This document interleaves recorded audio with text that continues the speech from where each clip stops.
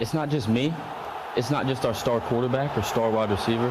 Nah, it's our whole team. We're a well-oiled machine working in perfect harmony. Without one part, the machine fails. We're not a do-it-yourself kind of team. Every member of the body doing what he's supposed to do. And that's what makes us an unstoppable force. We're a band of brothers that only get stronger through the fire. Today is game day.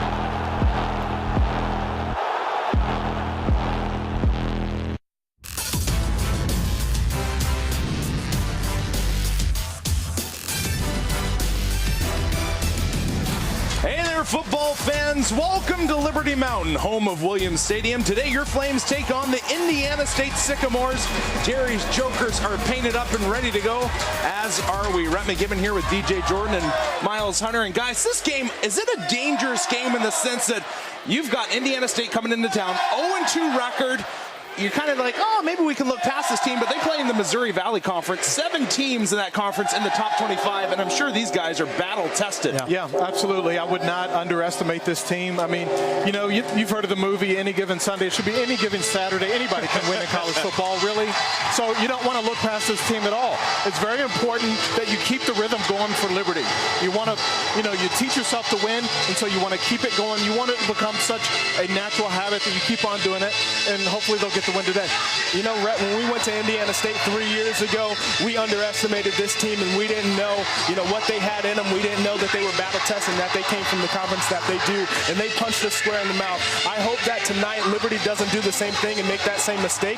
I think, and I hope that they are ready to go. They're bringing their lunch pails to work, and they're not looking ahead to Jacksonville State, and they're ready to play tonight. Yeah, let's talk about a player that was in that game in our Foster Fuels Who's Hot players to watch. Lamont Booker, the running back. Yeah, Lamont is a very, very strong player. He's got 230 yards on the year. Remember, that's 2 games. So he's averaging over 100 yards per game.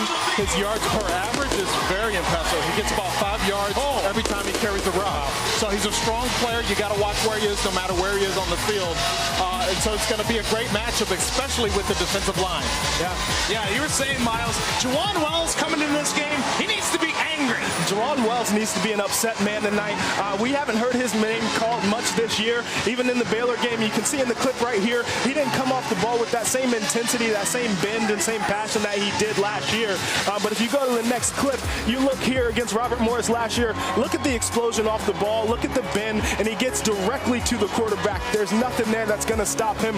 No man, no O-lineman, and I think that's the same man that you're going to see tonight. I think he's going to be angry, and I think he's going to be ready to play. You should hear Juwan Wells' name called a lot tonight. There's been a group that's been ready to play each and every game. That's the wideouts for Liberty, and it's not so much just their performance on the field, but the chemistry they have off the field. And with more on that, we send it to the lady of 10,000 lakes, the Minnesota girl, Bobby Bowling. Yeah, guys, wide receivers coach Kyle DeArmond, he said it himself that this is by far the best receiving corps he's ever seen come through Liberty University. So the question then comes down to is how do you keep all of these guys happy when you can only play 2 or 3 of them at a time? And what he said is it's just the type of guys they are that makes it so much easier for him as a coach. He referenced the time in last weekend's game when Damian King came over to him and asked if DJ Stubbs could get the next series. Because I want to put this story a little bit in perspective for you. Here's a junior with almost 100 yards in the game, and he's asking if his freshman backup can come take the next reps. I mean, if that doesn't tell you the type of guys they are, I'm not sure what would. Yeah, it seems like a pretty special group of guys. A special group, obviously, character guys, but are they the most talented group ever in Liberty football history? Well, first of all, I want to say I'm glad I hear this story because you show some humility in these guys. Wide receivers are normally, big head, arrogant. They're pretty boys. They always want the rock. But this group, yeah, I know. I was a running back. I'll just say that. This group of wide receivers has a chance to be the best ever. Wide receivers have always been great. You've always had at least number 1, Chris Summers, Glenwood Farabee, P.D. Peterson. Yeah. But here you have 3 of them who could be the number 1 wide receiver on any FCS team. Out of defense, I'm looking at who do you cover? Who do you double team in this receiver core? Do you double team B.J. Farrell? Do you double team Damian King? Or do you double team Antonio Golden? You got to leave somebody open. And any one of them, when they touch the ball, they have the ability to go the distance. I think, in my humble opinion, that they are the best receiving core in Liberty University history. However, B.J. Hayes, our strength coach, might have something to say about that. He played receiver here a couple years ago. Well, definitely no questions when it comes to this group of young men. But there are some questions in the linebacker position. And with that, we send it upstairs to Mike Tilley and Matt Warner.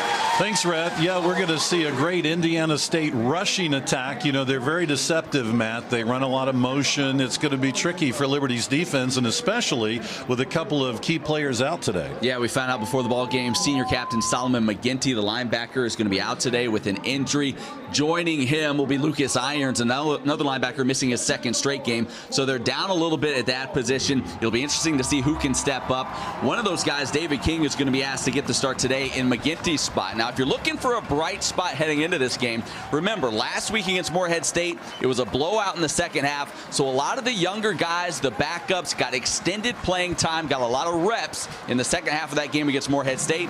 That could pay off big time today because they're going to need that depth at linebacker to stop this potent rushing attack of the Sycamores.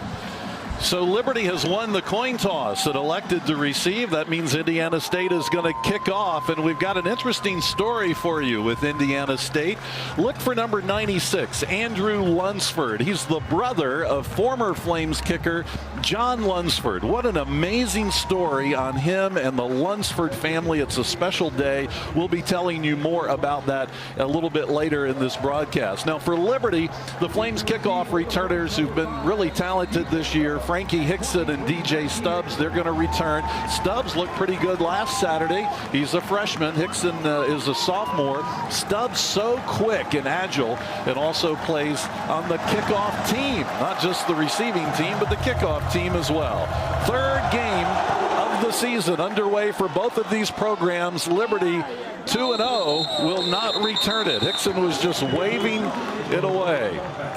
Liberty's quarterback, number 12, Buckshot Calvert, making just his 10th college start. He's played in 13 college games.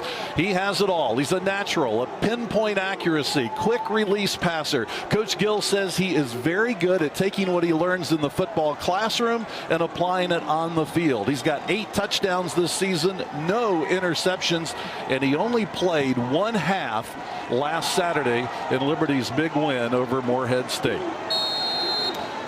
We'll see what the Flames do offensively on first down and 10 from the 25-yard line. Mosley getting set in the backfield.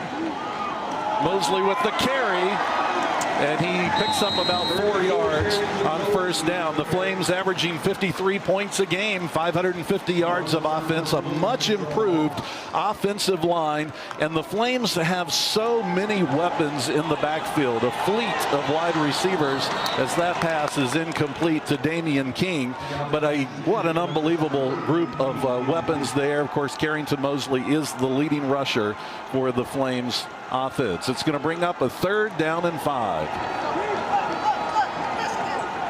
The Flames have been so good in third down opportunities this season, converting at 61%, and right away they find themselves in a 3rd and 5 situation here. That ball was knocked down by number 42, Moala.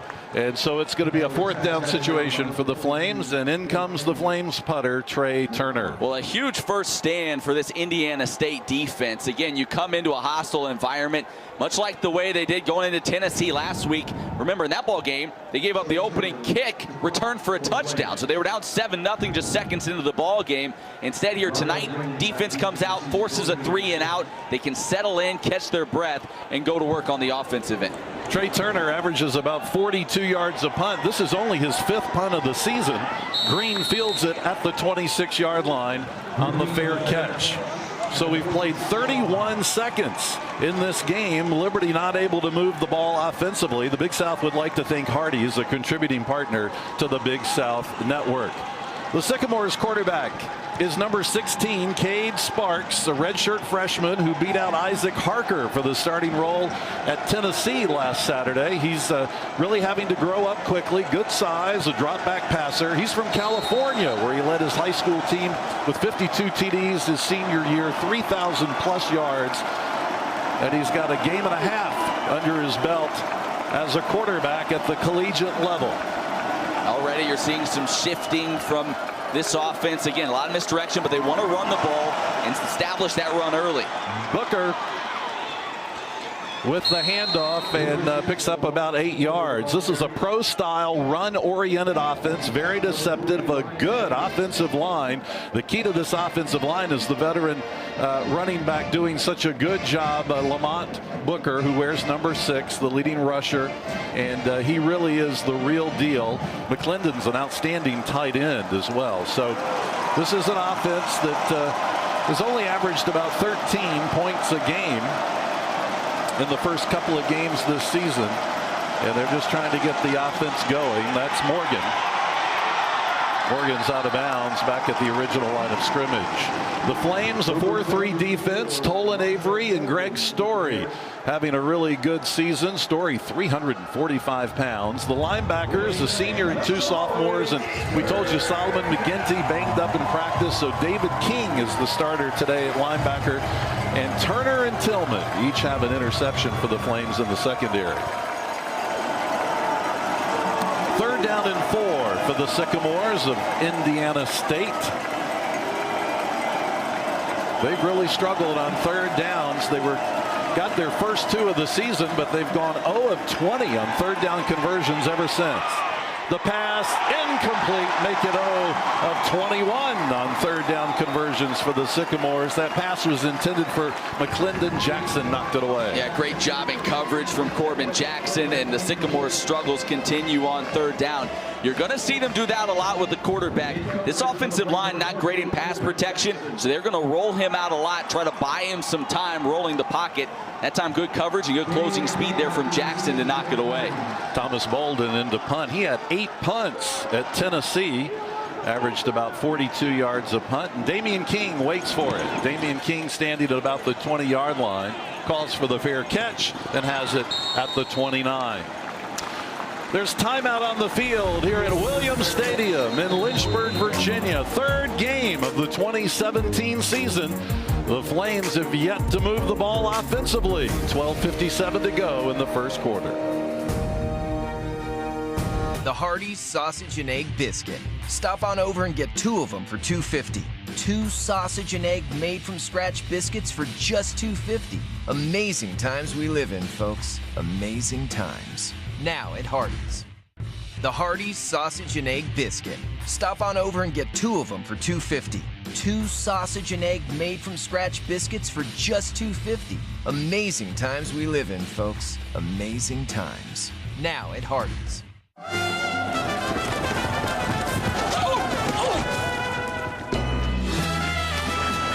The running of the Bulldogs?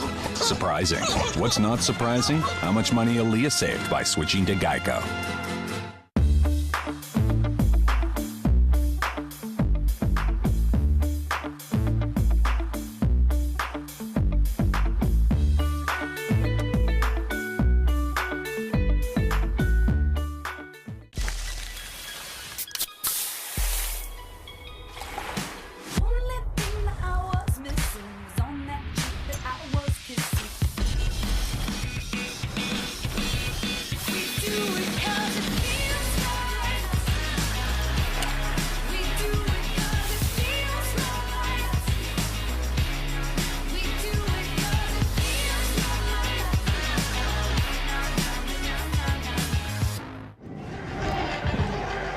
Marriott is the official hotel partner of the Big South Conference. For the best rates, you can book directly with Marriott by heading to BigSouthSports.com/Marriott. You'll support Big South student athletes in the process. That's BigSouthSports.com/Marriott.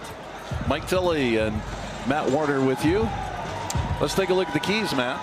Yeah, first for Indiana State, success on 1st down. They are not good on 3rd down, so it starts on 1st down. They actually did a good job of that. A 7-yard run on 1st down this last possession, and then take away anything over the top. They've got to limit the big pass plays from Liberty. For the Flames, bottle up the running back Booker and also limit penalties. They've had 10 personal fouls in the first 2 games. That has got to improve. Mosley on the carry on 1st down. Gang tackled right at the 33-yard line. Indiana State defense getting stronger and stronger. Ranks 31st in the FCS in rush defense. The unit already has 6 sacks, 5 in the season opener. Flames moving quickly. Pass downfield. Yeah, the front 7 for this group and the defensive line, maybe the best the Flames have seen this year. Now that sounds weird, having played Baylor week 1. You think of a Big 12 defense being better. They may be more athletic, maybe a little more talented. But as far as just the way a defense plays together, this Sycamore's defense and the front seven specifically, awfully tough. And already you're seeing them put the Flames in some uncomfortable situations, the likes of which they haven't seen a whole lot this year. And they switched, Matt, to that 4-3 set this year. Yep. And it's really, as you said, giving emphasis to those linebackers. 3rd down and 6 for the Flames. Buckshot downfield. And incomplete at the 30-yard line. B.J. Farrow couldn't hold on to it. Green was defending. Well, this is going to be the interesting thing, Mike. Remember, in the Baylor game, Buckshot was so good at methodically working his way down the field, short passes, moving the chains. Last week, he didn't have to do that. Against an overmatched Morehead State squad, he could just sling it, let his receivers go get it. And we saw him do that a lot in his freshman year. If nothing was there, he'd just throw it deep, hope something good happened. He needs to get back to that methodical, hit the guy in the flat, check down, go through your progressions, move the chains. You're not going to have as many opportunities to just sling it deep and score from 50, 60 yards out like they did last week. Green calling for the fair catch. It's loose at the 30-yard line. Liberty's got it. Liberty has it at the 30-yard line. They may have to look at that one again.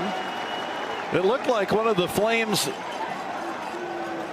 players got there and actually hit the return man, but we'll have to see if they look at the replay. But the officials on the field are giving it to the Flames. Well, he did. It was after the ball went off his hands, and he was also blocked into the return man. You see it right there. It was Benjamin Alexander on the recovery. But that was Cephas Reddick that got blocked into him. So let's see what they have to say. Well, can you lip read, Mike? I don't know. But yeah, you're seeing basically it went off his hands, then the collision occurred, and Cephas Reddick was blocked into the return man, Rondell Green. We'll take another look at it. Yeah, you're right. So that's why you didn't get that penalty going against the Flames. You know, they like to give what is like a 2-yard cushion or whatever to the return man to field the ball cleanly. He doesn't get it when your guy blocks the person into him. Kurt Mallory in his first season as Indiana State's head coach after 2 decades as an assistant at several schools, including his alma mater, Michigan. Also an assistant in Illinois, Ball State, Akron, Wyoming. He's 48 years old, and you know, he played under the legendary Bo Schembechler at Michigan in the late 80s, and he's having a word with our officials today. Yeah, coached with Brady Hoke at Michigan here recently and has a lot of guys on his staff that have a Michigan connection. Liberty in outstanding field position after not being able to move it on the first 2 possessions. Dumps it off complete inside the 10-yard line. Zach Fouts. Great design by Joe Daly. Fouts just his 2nd reception of the year. Not a big-time pass catcher to this point in his career. He slips out of that tight end position, wide open down the seam. 1st and goal from the 7. Hickson inside the 5-yard line, and the Flames are marching to the end zone. Liberty coached by Turner Gill in his 6th season, and boy, he's led the Flames to 4 Big South Conference titles. He's got the offense inside the 5. 2nd down and goal from the 3. Buckshot to the corner, tipped incomplete, intended for Farrow. Boy, dangerous throw there. Farrow looked like he was expecting a fade to the back corner. Buckshot almost like he was expecting the slant. Farrow had to adjust, try to get back to the inside of that defensive back, and it ended up getting batted away. Calvert is 1 of 6 passing here in the first quarter, 23 yards. 3rd down and goal from the 3. Buckshot. Caught. Touchdown. B.J. Farrow with the touchdown catch. Well, again, really good play design as they brought Farrow across the formation. Started on the right, went in motion, came across the formation, get it to him, and then trust that he can beat the one defender to get into the end zone. And boy, he just did, breaking the play there in the last moment. Put the Flames on top.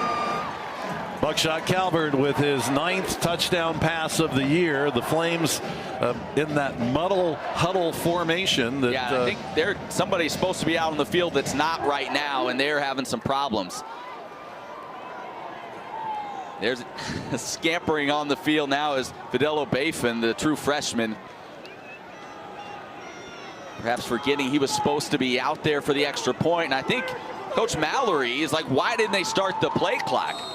They gave him all the time they wanted to get him out there, and he's screaming at the officials on his sideline. Spencer Jones out there running this whole thing as he's going to hold it. Alex Probert in to attempt the extra point. Liberty up 6-0. Little drama here on the extra point.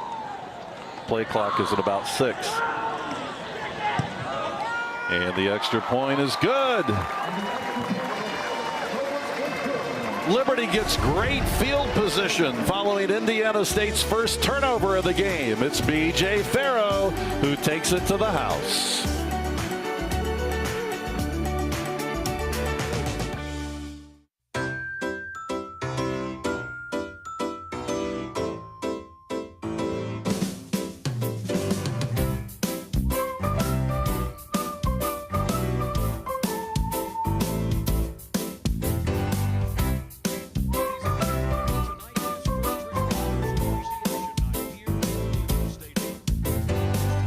Some things become traditions.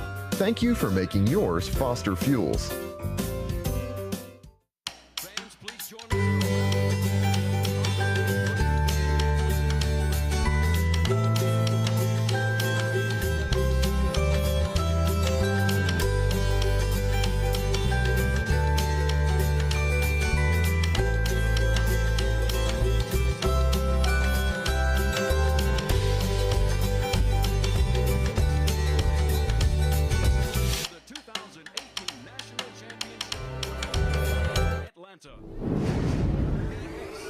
This Big South Network game is brought to you in part by Phillips Lighting, official campus lighting partner of the Big South Conference. Sunbelt Rentals, we have equipment for that. And Marriott, the official hotel partner of the Big South Conference. Visit BigSouthSports.com and stay current with everything in the Big South Conference. News, results, stats, standings, and much more. You can vote on the UTS fan poll, watch the Hardy Star plays, and enjoy video features profiling student athletes from across the conference. Plus, of course, free live streaming events throughout the year on the Big South Network. Remember, the source for all your conference information is BigSouthSports.com. Fans in red and painted red as Coach Turner Gill looks on from the sideline. His offense able to score some points there. Of course, he is in his 12th season as a head coach, his 6th at Liberty. Spent 4 years at Buffalo, 2 at Kansas, and he's got 37 wins at Liberty now.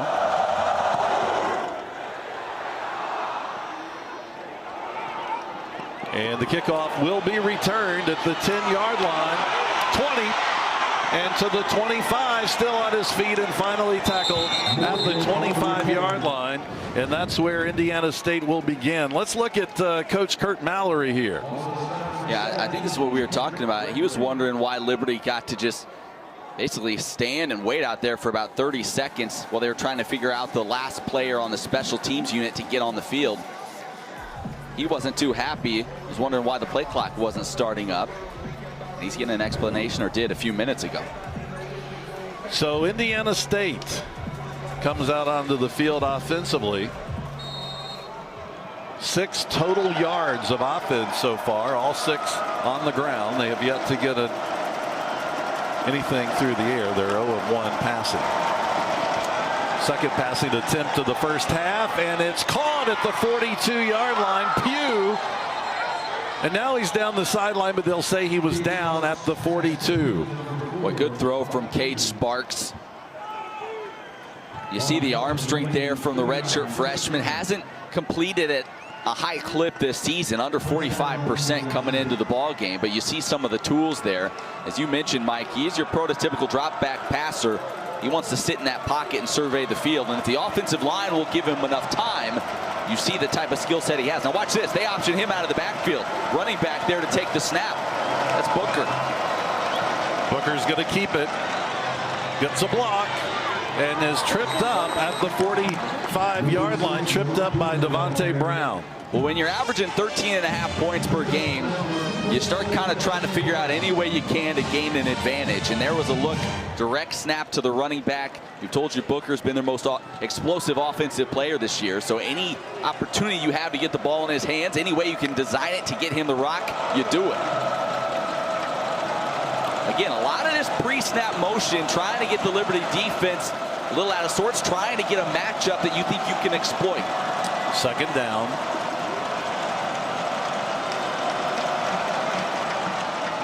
Sparks throws deep down the field, sideline, caught out of bounds at the 10-yard line. Bob Pugh with his second catch in the first quarter. He had 2 long passes to Pugh here as he's shown you some of his ability. This is a guy that came in with just 2 receptions on the season. And now it's like he's down on the field as he was drugged down by Jeremy Peters. Take another look. Looked like he may have landed on the football, so you hate to speculate, but maybe got the wind knocked out of him. As looks like he came down hard on top of the ball. Certainly you hope it's nothing more serious than that as the training staff takes a look. You know, the first half has been big for Liberty in the first 2 games. In the first quarter alone, Liberty's outscored its first 2 opponents 33-0. For Indiana State, they've been outscored in the first half of their first 2 games 44-7. But the Sycamores are inside the 10 when we come back. Sodexo, global leader in quality of life services, is committed to creating exceptional experiences at Liberty University. Enjoy delicious concessions as we cheer on the Flames. Visit us at our many dining locations for both campus and community, and join us in our efforts towards sustainability and fighting hunger in Central Virginia. Sodexo is changing the face of college dining. For more information, visit libertydining.com. I'm here in Lynchburg on a mission to find out if people know where they can be safe and buy smart at Kraft Hyundai. Hi, can I ask you a quick question? Sure. Do you know where Kraft Hyundai is on Lakeside Drive? Oh, that's across from Sheets. Do you know where Kraft Hyundai is? On Lakeside Drive? That's right, Lakeside Drive. Do you know where Kraft Hyundai is on Lakeside Drive?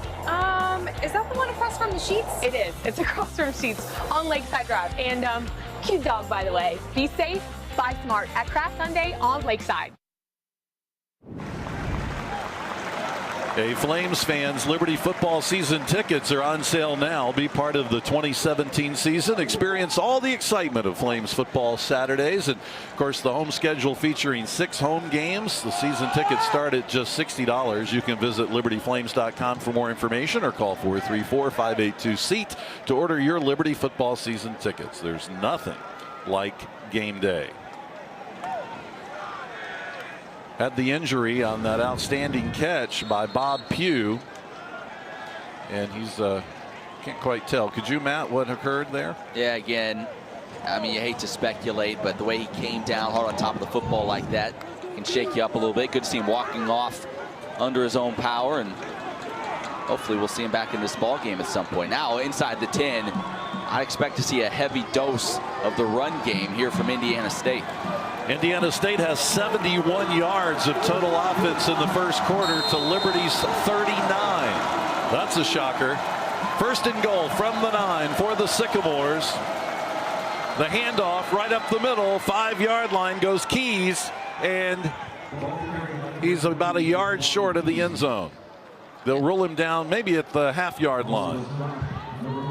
Yeah, Keys showing good second effort, able to pick up a couple extra yards after contact, and now you see the Sycamores hustle right back to the line.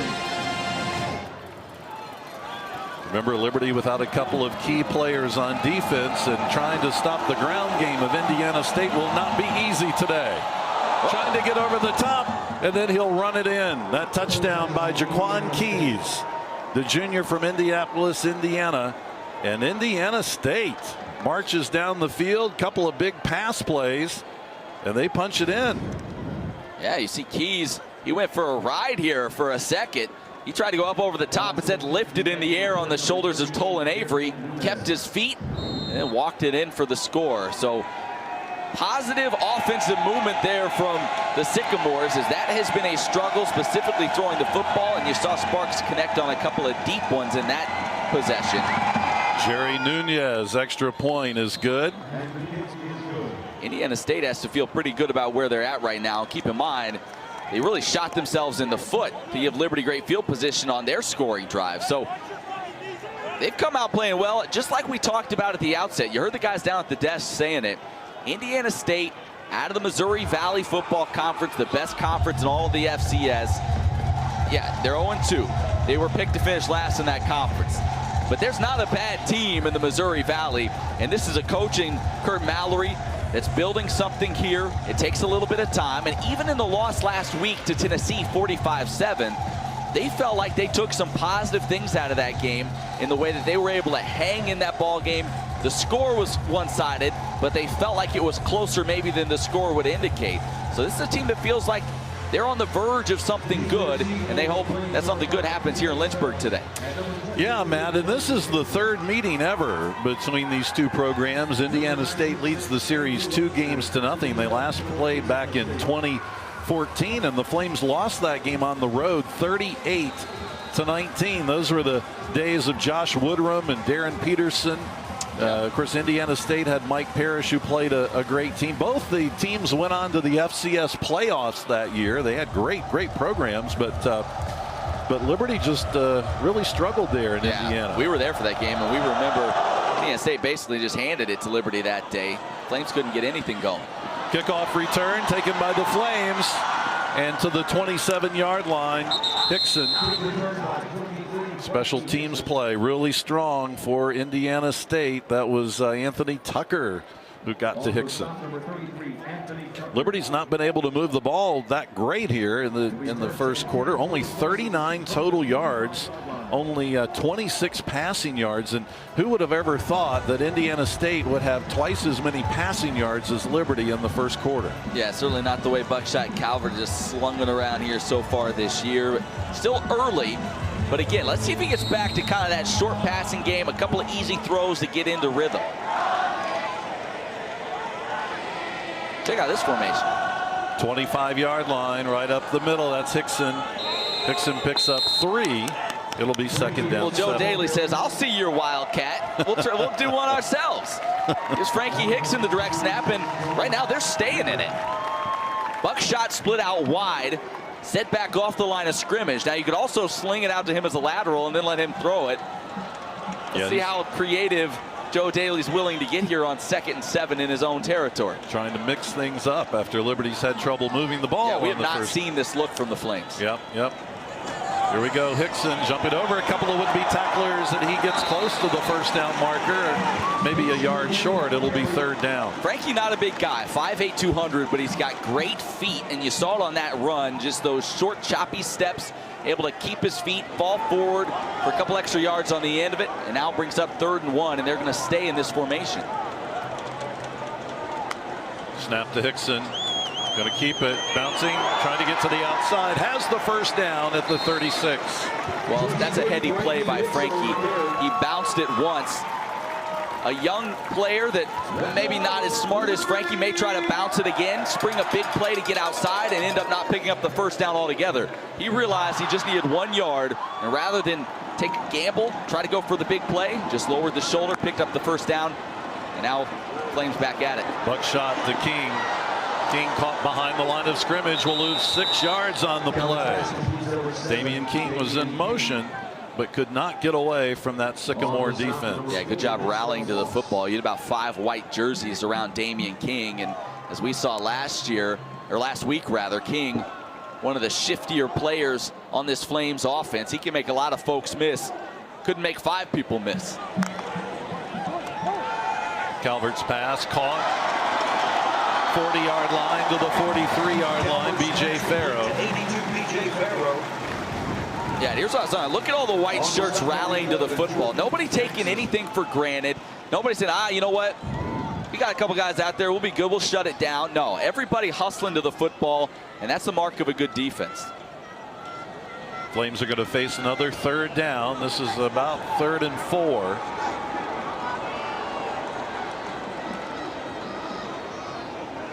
Linebackers creeping in, see if they bring the blitz. They do. Calvert over the middle, caught, 49-yard line, first down Liberty. Cephas Reddick with the catch. See, these last 2 completions, they're going to be there all day. This defense has to be so aware of the shots downfield, the deep shots, that I feel like that underneath stuff is going to be available for Buckshot Calvert if he's patient and he takes it. Those last 2 throws, easy pitch and catch for Buckshot.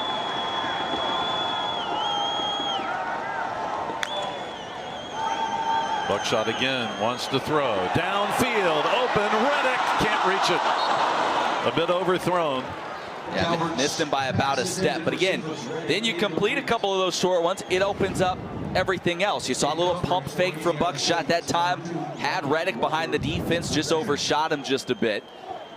But you're starting to see the reason this offense is so electric. So many playmakers at that receiver position. They can get open and get open downfield. Great speed and athleticism at the receiver spot. Second down. Buckshot again wants to throw downfield. Gandy Golden's got it at the 5. First and goal, Liberty. Well, this goes back to what we heard Miles Hunter saying in the pregame. Who do you double team? How do you defend them all? Eventually, somebody's going to be one-on-one. That time it was Gandy Golden on Mekhi Ware, and they took advantage. Mosley on first down gets to about the 1 yard line. Second and goal. Buckshot's able to survey the field, and he feels confident in his top 3 receivers. If any of them have one-on-one coverage, he likes his chances. Mosley driving, will not get into the end zone. Picked up maybe a half yard, so it'll be third and goal for the Flames at the 1. This defensive line showing up for Indiana State. Carrington Mosley's a big fella. Around the goal line, he should be awfully tough to take down, but you've seen these last couple of times they've stood him up. Liberty now bringing in, it looks like a jumbo package. Liberty's only been able to rush 29 yards in the opening 10 minutes of this game.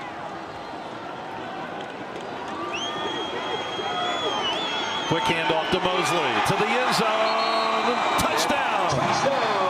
Carrington Mosley scores Liberty's second touchdown of the game. Now a late flag comes out as there's some pushing and shoving, but boy, that was not easy, Mike. This defensive line made every inch so difficult to gain, even with that run, a couple extra offensive linemen for Liberty. Mosley ran into a pile and just did with that second effort stretch it across the goal line. Now let's see what happened. We may get, looks like they're pointing, indicating against Liberty. Was it after the play was over, though? That's the question.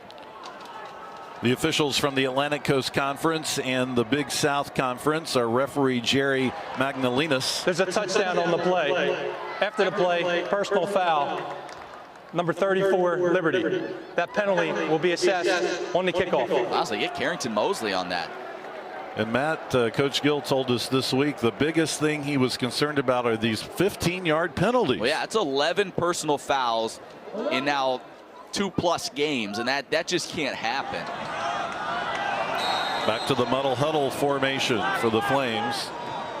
Indiana State reads it well, and it'll force the place kicker Alex Probert to get into position. Liberty up 13-7.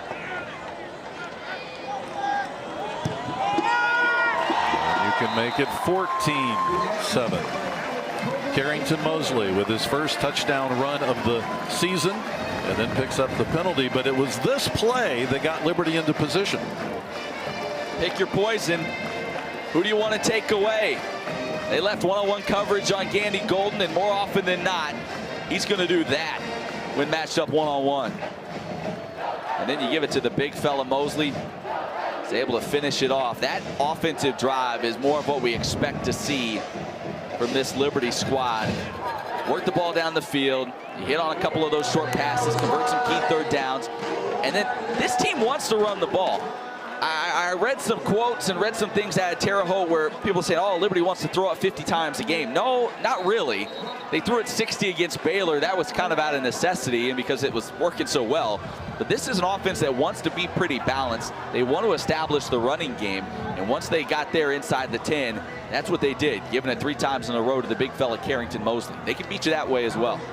Matt, it's been really interesting watching Indiana State's defense as Buckshot Calvert is now 6 of 12 passing for 84 yards and has his first touchdown in this game. He's got 9 now on the season, but Indiana State's front 7, as you pointed out, has just really been putting some pressure on both the ground game and on Calvert. Yeah, and that's the key. If you can give Buckshot time to sit in the pocket, he's going to pick you apart. So you have to make it uncomfortable for him. Morgan at the 10-yard line, 15, 20, 25, 30, still going to the 40-yard line. Nice return for Indiana State. We've been talking about Liberty's wide receivers, Bobby. Yeah, guys, in the press conference, Indiana State coach was asked earlier this week about the numbers Liberty's offense has been putting up and what he believes makes them so dangerous. You know, he said they have 5 wide receivers that anyone in the country will love to have just one. He said that they're all playmakers all the way down the line, that in fact this week when they were watching film, they would have to rewind and see what guy it was because they're all so dynamic. So it just speaks volumes about how much talent they have on this side of the ball, guys. Yeah, Liberty with just a fleet of receivers, but they may very well have their best quarterback that Liberty's ever had too, with Buckshot Calvert. He can just lay it right in their hands.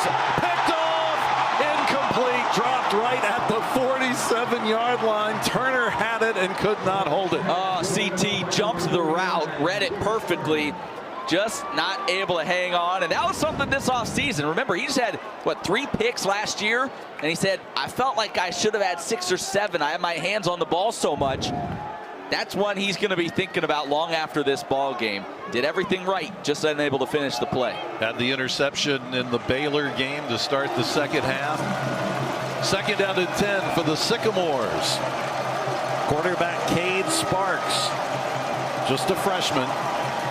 He's 2 of 4 passing here in the first quarter. Going to hand it off, 40-yard line. Booker, and Booker's out of bounds after picking up 2. Yeah, good job stringing out that jet sweep.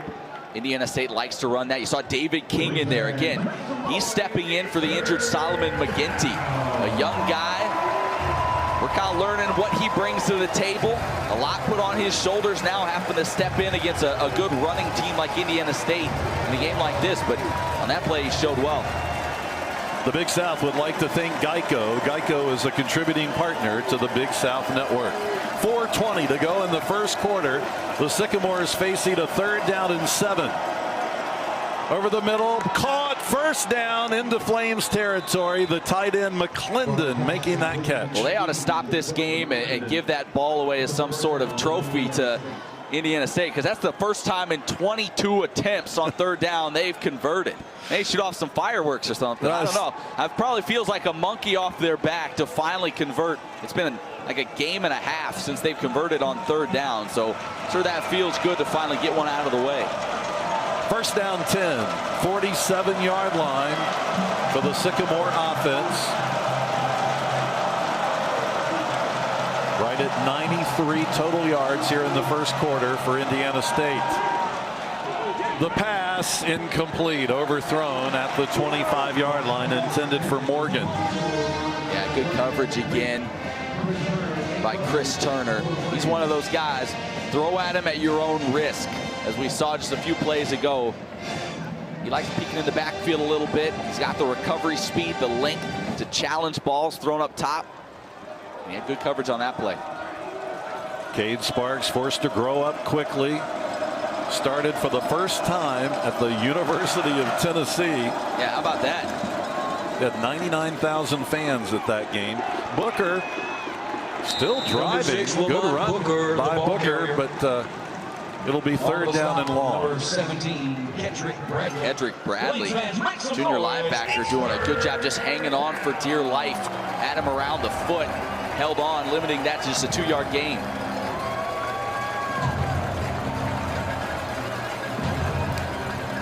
This will be the 3rd down conversion attempt by Indiana State in the game. They're 1 of 2. Pass knocked down at the 40-yard line, incomplete. Great defense by Corbin Jackson. Yeah, 2nd time we've seen Jackson breaking up a play down the field. Liberty brought pressure that time, trying to force Sparks to get rid of it early. And again, a Liberty defensive back, or a safety in this case, jumping the route, getting his hand on the football. Stubbs back to receive.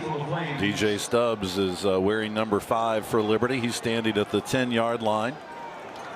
Bolden's going to punt, standing at the 40. Just under 3 minutes to go in the first quarter.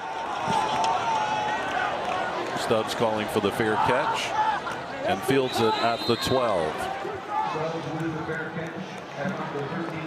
Liberty again having to start deep in the field here. We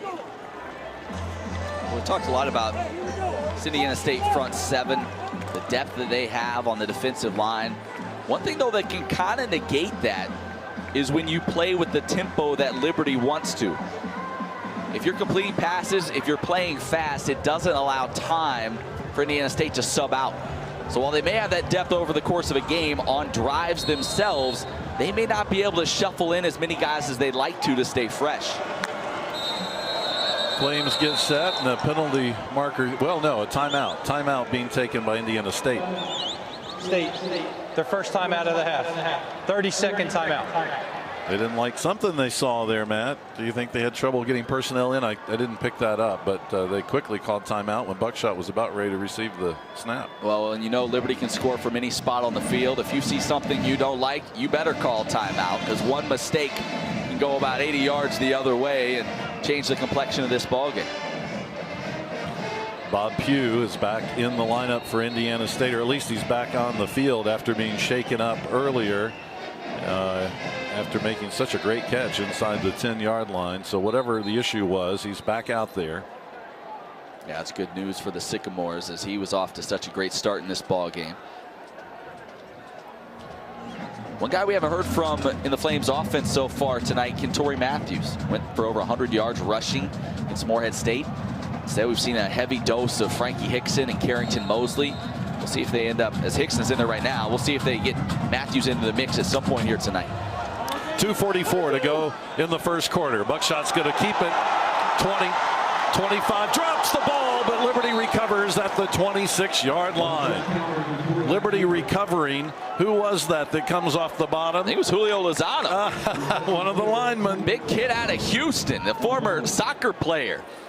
Lineman that didn't play football till his senior year of high school, hustling the entire way, and then showing good hands from the big fellas. He got down to make that play. Buckshot completes it to Reddick, and Reddick tackled at the 29-yard line after gaining 3. It'll be 2nd down 7. We go back to the previous play. Buckshot is kind of sneaky athletic. He'd rather sit in the pocket and throw it, but he can run if he needs to. The problem is he needs to also know when to get down, protect himself in the football.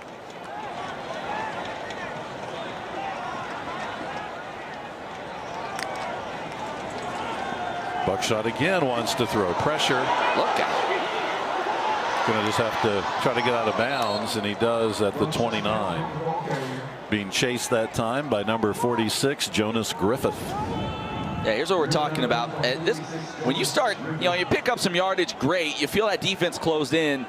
Just slide to the turf. Get down, save yourself, protect the football. That could have been a huge momentum play for Indiana State had they been able to cover up that fumble.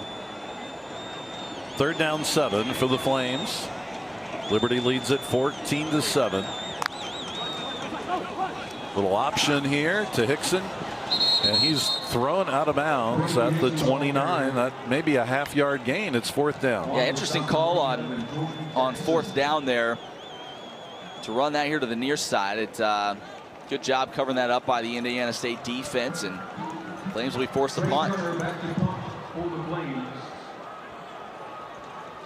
Trey Turner comes in to punt, back to receive it. Number 1, that's Rondell Green, and there's Turner. He was featured on the front cover of the game day program.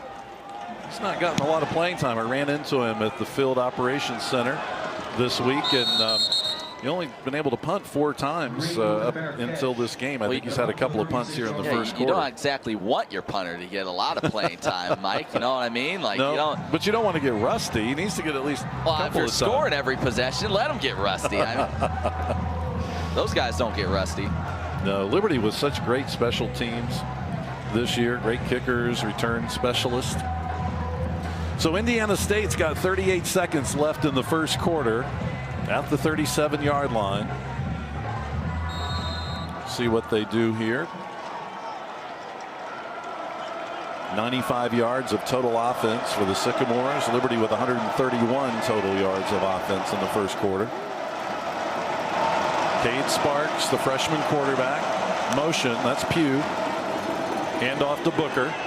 Booker turns it back, midfield, 40, and tripped up at the 38-yard line. He was tackled by number 12, Tillman.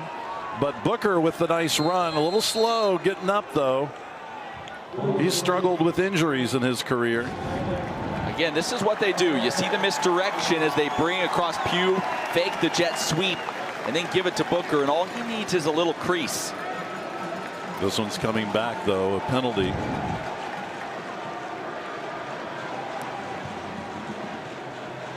Waiting for the official call still. They're marking it off.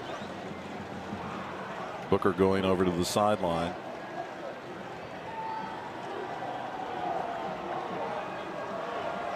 Our head referee, sometimes called Mags. Who calls him that? I think he tells everybody. 5 in the backfield. I think everybody tells him to do that. So too many players in the backfield, is that what he just said? Well, that's a costly penalty. That was a great play for Indiana State. They're now going to face first down and 15 from the 32-yard line.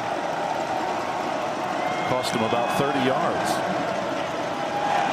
Sparks being chased. Throws downfield. Incomplete. Knocked away by the Flames. Good defensive effort again. That time, number 39, Chris Turner. Turner looked beat by Pugh on that play, but again, you see the closing speed and the length. Able to dive in there at the last moment to knock that one away. Also coming on the pressure, that guy we've been looking for, Jawan Wells, nearly getting to Sparks there. At the end of that play, that's the guy we expect big things from this season. You heard him talk about him in the pregame. Haven't called his name a whole lot so far this year, except, of course, when he got ejected last game. Called for that targeting foul. Sparks trying to step up, trying to dump it off. He does. Caught at the 35-yard line on a little shuffle pass to Booker. He gets to the 39 as the quarter expires, but Indiana State will be facing a 3rd down and 8 when we come back. We've played 15 minutes here in Lynchburg, Virginia. The Flames and the Sycamores. Liberty's up by a touchdown. We'll return with the start of the 2nd quarter in a minute. And it's game on, 4th and 18. Friends rushing the party in under an hour. Supermom's headed for the snack aisle. Ooh, this one's a scramble. It's all come down to this. Look at that air. She's got it. And there's that signature double pour. Crisp chips, crunchy pretzels. This crowd's gone crazy. We did it, honey. Best party ever. Yeah, we did it. Let's go for the glory.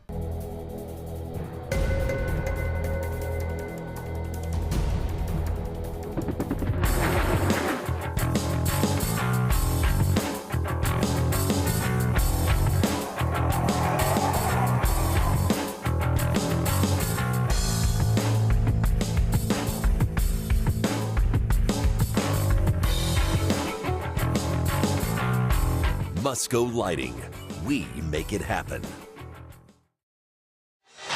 Welcome back to Williams Stadium. 14-7, the score in favor of the Liberty Flames. And guys, the first 2 offensive drives for Liberty, it was 3 and out. Is that the sense that, do you get the sense that Liberty not prepared to start this game, but then, you know, things got going, they woke up from the fog they were in? I'm not going to throw the coaches under the bus and say they're not prepared, but you could tell they started off very sluggish, and it was almost like they saw some offensive formations that they weren't used to, or some defensive formations that they weren't used to. So both sides of the ball started out pretty sluggish. I mean, you got 131 yards for Liberty's offense right now.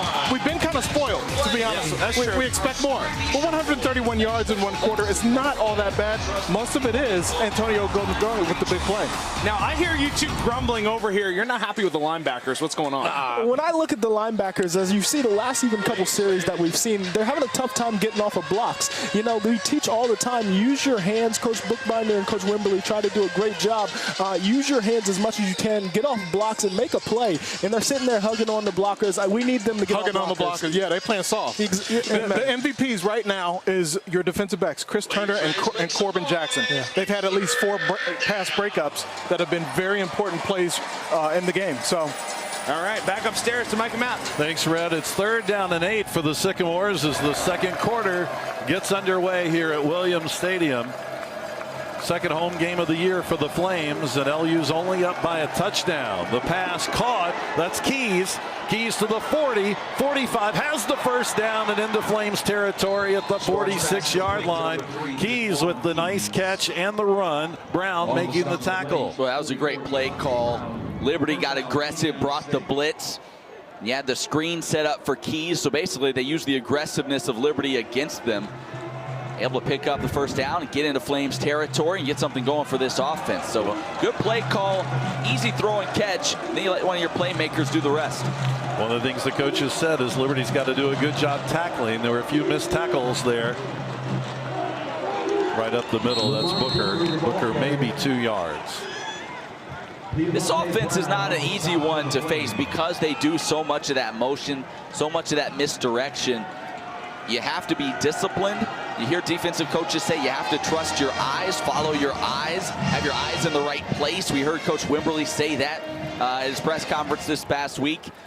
You have to be disciplined, and in some ways that kind of negates a pass rush too, because you never quite know where the ball is, and so you don't want to fully commit. You can get a little tentative at times when you're a little unsure of who has the football because of this misdirection. There's a little of that misdirection right there. Morgan, penalty marker thrown, he's out of bounds. He has the first down, but there's a penalty marker at the 42-yard line. Rontrez Morgan. Personal foul, illegal block below the waist, offense number 6, 15-yard penalty, second down. Indiana State has the fewest penalties of any team in their conference. Well, you see it coming there. Booker goes low on Chris Turner, and the flag immediately comes out. You know, plays like that so costly. You have a nice run, and you back up, and you see Coach Mallory arguing his case to no avail. And now you put your offense in a tough spot, backing them up. They'll set it at the 44-yard line. Second down, 19. Indiana State with a very physical team. And again, it's Booker. Booker will not escape. Wells was there and a couple other red jerseys. Jawan sniffed that out. He was not faked by the misdirection. Closed in, wasn't able to get Booker initially, but held him up long enough for his buddies to get there and finish the job. So that's what you want to see. Jawan Wells getting in the backfield, wreaking some havoc. Should be well rested. Got the second half off the last game because of that targeting penalty. So he should be ready to go. And now on 3rd and 19, you see just a 3-man rush for the Flames. They drop everybody else back, playing a bit of a prevent defense here. Indiana State taking a timeout. That's their second timeout. Timeout. Indiana State. Their second timeout of the half. We were talking about Jawan Wells, and boy, he's just a junior. He's the leading tackler on Liberty's defense. Let's check in with Bobby. Well, guys, all week long, the coaches have talked about how they believe that they have some of the best fans in all of college football. For you guys at home that aren't able to experience this place for yourself, don't you worry. We got you covered. All you got to do is follow along with us on social media at GameOnLU on Instagram. Guys, Mike and Matt, I think this would be a good look for you for next home game. I think I can see you guys wearing that. Yeah, I think Matt, you did that last year, didn't you? No, I didn't. Oh. I don't know what you. No, I thought I saw that on social media. You're dreaming again. Yeah. Or maybe it was on your Game On Maybe program. that's what it was. Yeah. Go to at GameOnLU on Instagram to see what Bobby's seeing. She'll bring you a unique perspective on this game, I'm sure. I'll be having to check that out during commercial breaks. Yeah, definitely. 3rd down and 19 for the Sycamores. Liberty in somewhat of a prevent kind of a defense here. Pass incomplete. Yeah, and who was there? Who was in the backfield? Jawan Wells again. So he's starting to feel it, and that's scary if you're this Sycamore offense. Again, just a 3-man rush, and he found his way into the backfield, able to get Sparks to get rid of it earlier than he wanted to. Indiana State has been part of the 1AA FCS level since it first started in 1978, and just been a quality program. But on the road here playing Liberty, Thomas Bolden into punt. Stubbs, 15, 20, 25, 30. Stubbs powering his way to the 36-yard line. DJ Stubbs. Timeout on the field. Liberty leads it by a touchdown. This Big South Network game is brought to you in part by Phillips Lighting, official campus lighting partner of the Big South Conference. Sunbelt Rentals, we have equipment for that. And Marriott, the official hotel partner of the Big South Conference.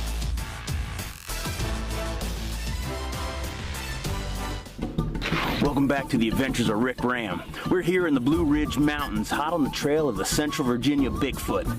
First, I want to thank our sponsors, Billy Kraft, Chrysler Dodge Jeep Ram, for loaning us this beautiful Dodge Ram pick. Are you kidding me? Hey, come on now, that's a loaner. Join us next week when we'll be on the hunt for the elusive Dodge Ram pickup. Well, who left the keys in the truck?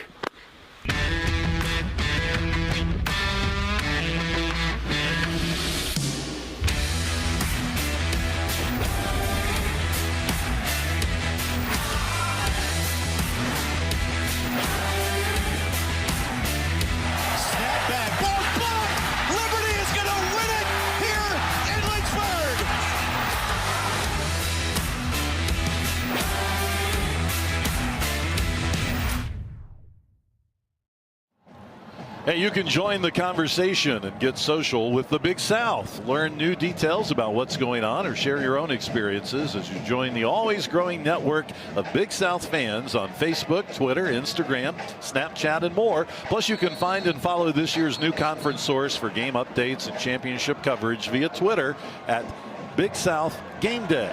Follow, watch, like, and share with the Big South Conference. Pretty even game, Matt, here in the first half. But if you look at all the stats, I mean, total yards, rushing, passing, I mean, it's pretty evenly matched. Yeah, we expected this to be a hard-fought contest.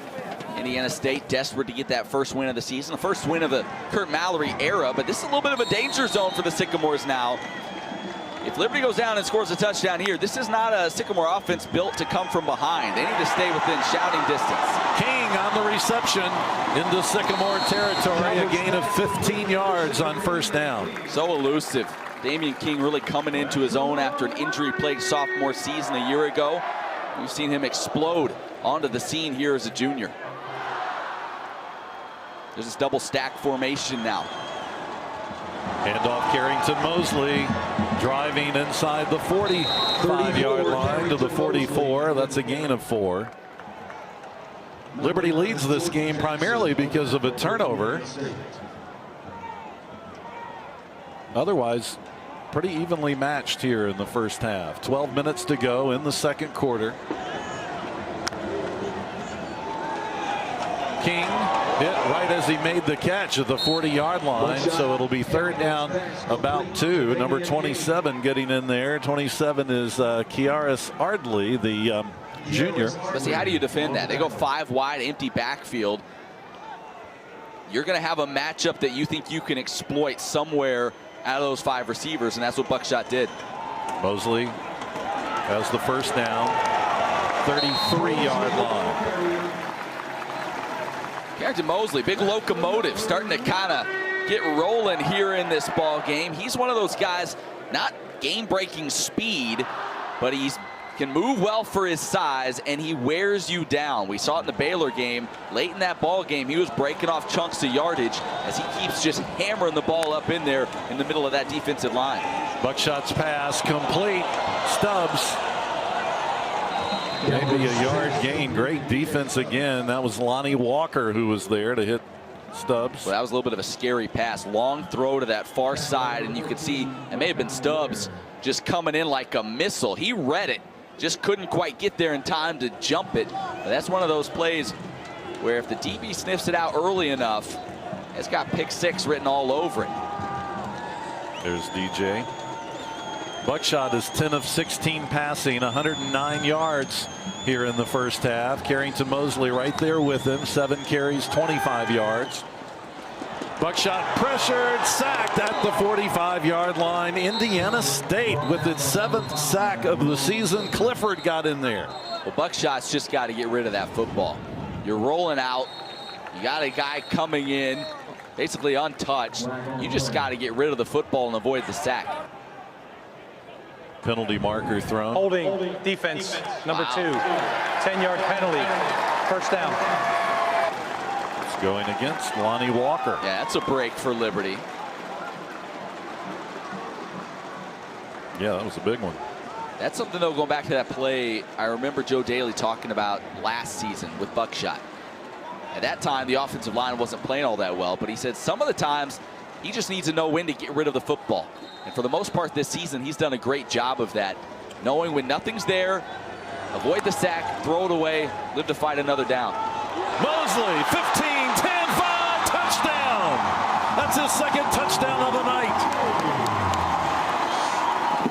22 yards.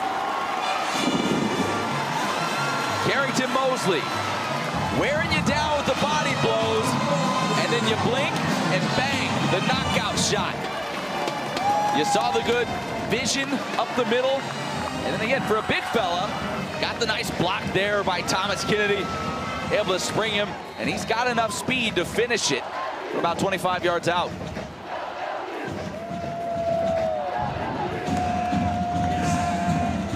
Liberty up 20-7 now, under 10 minutes to go in the half, and it's the dependable Alex Probert from Andover, Minnesota.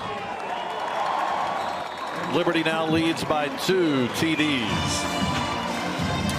Timeout here at Williams Stadium. Let's look at that touchdown again. Mosley powering those legs, passing those defenders, and getting to the end zone. This is Liberty. What's the Big South? What's the Big South? What's the Big South? It's our home. It's our home. Rooted in excellence. Built from hard work. It's our backbone. An undeniable will. Driven to surpass our potential. It's our heart. Unbreakable bonds. And our journey. Striving for more. Determined to lead. Day in and day out. This is the Big South. Where winners are made. The Hardee's Sausage and Egg Biscuit. Stop on over and get 2 of them for $2.50. 2 sausage and egg made from scratch biscuits for just $2.50. Amazing times we live in, folks. Amazing times. Now at Hardee's. The Hardee's Sausage and Egg Biscuit. Stop on over and get 2 of them for $2.50. 2 sausage and egg made from scratch biscuits for just $2.50. Amazing times we live in, folks. Amazing times. Now at Hardee's. For the latest updates and new look Big South merchandise, you can visit BigSouthStore.com now. Once there, you'll be able to gear up with an outstanding variety of officially licensed apparel and conference and school branded items. So get fully equipped for all your game day fun with the bigger and better online offerings at BigSouthStore.com. It's Liberty 21-7, and Mosley is the one who took it in. Here's the scoring drive. 6 plays, 64 yards. Liberty 2 minutes and 42 seconds on that possession. Liberty with about 4 more minutes of offense than Indiana State here in the first half. Well, how big was that defensive holding call? Oh, yeah. When he gets Indiana State, that changed the whole complexion of that possession. Instead of being backed up at like 2nd and 20, you have a first down deep in Indiana State's territory. So again, penalties can be so costly, and they certainly were on that drive for Indiana State. Morgan's waiting for this kickoff inside the 5-yard line. He's retreating into the end zone and will not bring it out. Dimitri Taylor normally returns kickoffs for Indiana State, but he was injured and not playing, so it looks like Kurt Mallory is having to work a couple of other guys back in there on kickoff returns, and they've mixed it up a few times here in the first half. Yeah, well, there's Cade Sparks. I'll tell you a little bit about this kid. Interesting how he got to Indiana State. You mentioned it, high school quarterback out in California. Didn't have a Division I offer, and a Notre Dame assistant coach the son of the former Indiana State coach Mike Sanford, was out there recruiting another kid for Notre Dame. Saw Sparks, said, listen, we don't need a quarterback in Notre Dame, but I might know a guy who does, his dad. So he turned his dad onto Sparks. They ended up offering him, and he goes to Indiana State because of Mike Sanford's son, who happened to see him at a practice. Let's see his arm right here, and it's caught at the 25-yard line. Pugh with that catch. That's the second big catch for Pugh in the first half. Yeah, he has had some really good plays down the field, getting by Chris Turner this time. We've seen Turner break up a few, not able to close the gap that time. Bob Pugh shaken up early in the game, announces his return in a loud way there. Over 100 yards receiving already for Pugh. That was a 49-yard catch. 49-yard pass. First down and 10. The Sycamores again in good field position here. Booker takes the snap, keeps it, and no one's going to let go. Brown held on to the shoestring as long as he could and got some help. Good job staying home. Devontae Brown out there on the edge as they showed that wildcat look again. Booker's pretty impressive, isn't he? I mean, of course, he got caught that time, but he is. They've done a good job, though. They're holding him under 3.5 yards a carry here tonight. Normally averages 5, right? Yeah. About 5 yards a carry. Yep. Again, some motion. Cade Sparks. McClendon was in motion, getting set. He's a tight end. Where's number 15? Thomas in motion. Sparks. And Turner can't hold it incomplete. Almost the second opportunity for Liberty to pick it off. Tillman almost got there too. Well, you hear people say sometimes there's a reason guys aren't receivers. Chris Turner's had a couple right there that he hasn't been able to hold on to.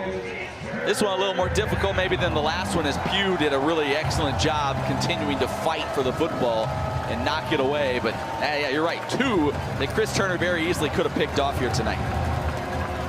Third down, 10 for a team that has struggled on third down conversions this year.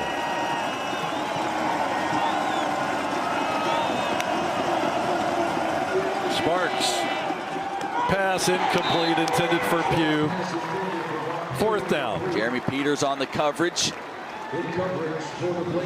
Nice job getting in there. Now looks like they're going to bring the field goal unit on. Jerry Nunez, their sophomore kicker, coming in to attempt the field goals. You get another look at Peters contesting that thrown ball. Nunez normally pretty good, but he's missed his last 2 field goals, both from 48 yards. This one's going to be from about 43. Yeah, you're right, about 43 yards. He's 17 of 12 in his career on field goals. What a leg he has, and it's good. So a field goal for Indiana State, gets their 10th point of the game. Yeah, Kurt Mallory didn't look all that excited about putting 3 on the board there, did he? No, he didn't. I think he wanted 7 because they were in such good field position, but Liberty shut them down. 8:26 to go in the half.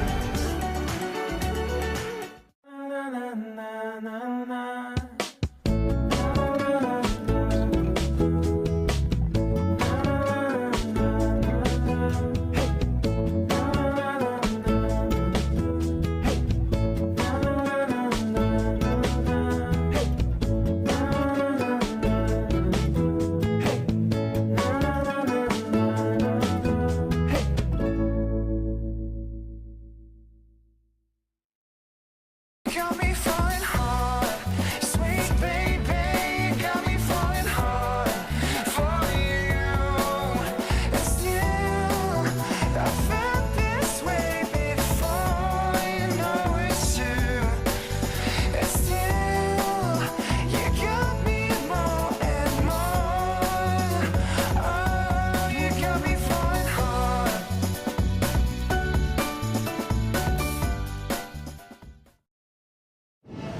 Make sure you visit the Liberty Flames newly designed website at libertyflames.com. We've made it even easier for you to keep up with your favorite Flames teams and to stay up to date with all the latest scores and press releases. That's libertyflames.com. A look across the way at Williams Stadium's press tower, home of the Flames. We're right above I think we're above the F in the Flames word there, and a great view of tonight's Liberty football game. The marching band, of course, will be performing at halftime. For you, we've got Rhett, DJ, Miles, and even Paul Ritigliano standing by. They'll join you at halftime on most of these same LFSN televisions and video outlets for our halftime coverage. Always fun to hear their perspective on the games. Matt, you're going to have a story on that guy soon. I am. We'll tease it a little bit. Andrew Lunsford, if you missed it at the outset, the older brother of former Flames kicker John Lunsford. This is a guy that never kicked in high school, and here he is, the kickoff specialist at the Division I level. It's his third one in this game. Yep. Hickson, 2-yard line, 10, 15, 20 to the 22. A nice 20-yard return for the sophomore. Played his high school ball here in Lynchburg, Heritage High School. So Liberty's offense will come back onto the field with 185 yards of total offense, 109 passing, 76 rushing, and Buckshot is 10 of 16 passing here in the first half. And what he started about 2 for 7, so he's been starting to click here since then. The running game starting to get it going as well. Turner Gill always talks about wanting 4 yards a carry out of the run game. They're at over 5 yards a carry so far tonight. Buckshot dumps it off. Gandy Golden, look at 30. Tackled at the 43-yard line. Gandy Golden with the reception. That's about 20 yards for Liberty. Yeah, and he was oh so close to breaking that thing and going the distance. Flames hurry up, get back to the line of scrimmage. Quick pass. King gets away from one, but cannot get much farther than midfield. Here's the previous play. You saw him. It looked like they were going to go a screen pass to Kentori Matthews to the left. They come back and have the play set up for Gandy Golden on the right. You saw a kind of similar play thrown to Damian King a week ago. That was the one he took the distance. Quick pass again to King and wrapped up at the 48-yard line. It was Ardley, I think, who wrapped up King. Yeah, anytime you're able to get Damian King to the ground one-on-one in space, you should consider yourself pretty fortunate, or just pat yourself on the back maybe, because he is hard to get to the ground. Probably the shiftiest receiver the Flames have on the field. Third down and short. Gandy Golden can't get to it. He was being bumped along the sideline by Green, but no penalty marker thrown. So it's 4th down and 1. Yeah, and that play call makes me wonder if they had decided already they were going to go for it on 4th down. I don't think you throw that on 3rd and 1 if you're going to punt in this situation. And now you see some of the big fellas running in. Again, this jumbo package for the Flames. Get an extra offensive lineman out there on 4th and 1. I think Turner Gill made up his mind. We'll go for it either way. So let's take a shot downfield and see if we can break off a big play. Liberty quickly, 4th down and 1. No. I don't think they'll get it. They may have lost a yard. Matthews trying to get to the outside, and he's short. Interesting choice there, going with Kentori Matthews in short yardage. He's the smallest running back of the group. No more for his quickness than his power. And you saw him try to break it outside instead of just sticking his nose in there and trying to get the one that they needed. Normally in that situation, you would expect somebody like Carrington Mosley, the big fella, to be in there and getting the call. Indiana State 0-2 to start the year. The Sycamores haven't won a game since October 22nd of last year at Southern Illinois. Of course, they lost to Eastern Illinois. They opened this season. They lost at the University of Tennessee last week, 42-7, but did not have any injuries in that game at Tennessee, which was really their priority, just to get in there and get some experience, but pick up no injuries. Sparks wants to throw. Good. protection. Now he's got to run. Midfield and runs out at the 46-yard line to pick up about 6 yards on first down. Yeah, good job by Sparks. Waited as long as he could before he took off, and you can see. Personal foul, hands to the face, defense, number 55. 15-yard penalty, first down. Another one of those 15-yarders, Matt. Yep, can't have them. Avery picks that one up. There you see him right there, left of your screen, hand up in the face. The offensive lineman, that's all it takes. So good field position turns to great field position in a hurry. Indiana State, of course, playing Tennessee, an SEC team. Liberty's never played an SEC team before. They will next year, though, playing at Auburn in November. And, of course, Ole Miss in 2021 as Liberty beefs up its schedule and that transition to FBS. First down and 10 for the Sycamores. Booker takes the snap. And out of bounds, number 24, that's Rontrez Morgan. So a lot of running and razzle-dazzle, but may have lost a yard on the play. Yeah, good job by Jeremy Peters, able to get off that block on the edge and string him out, force him out of bounds.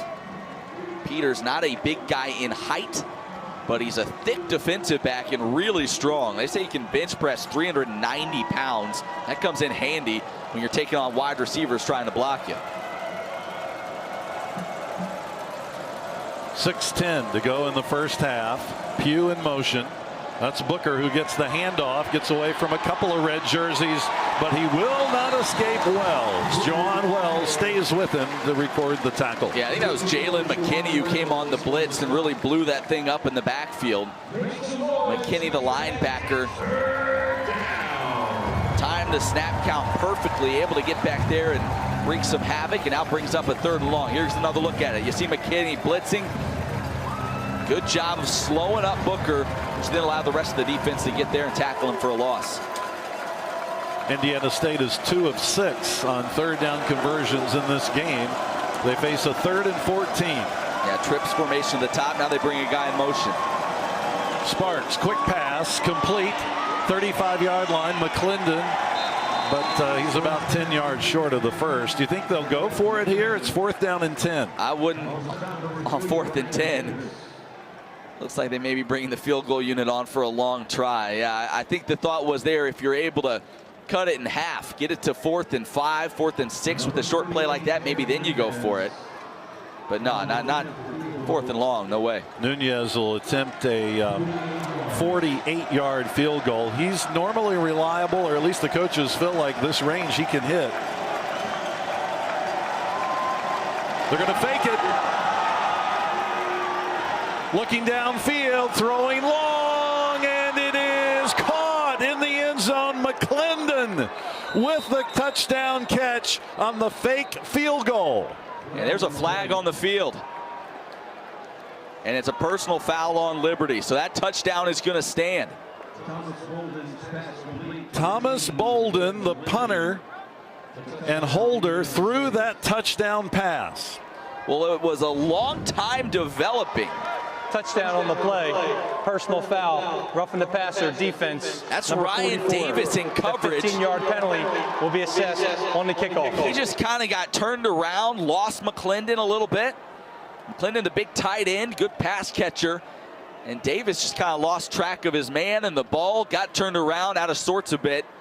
And what a turn of events in this ball game as Indiana State right back in it.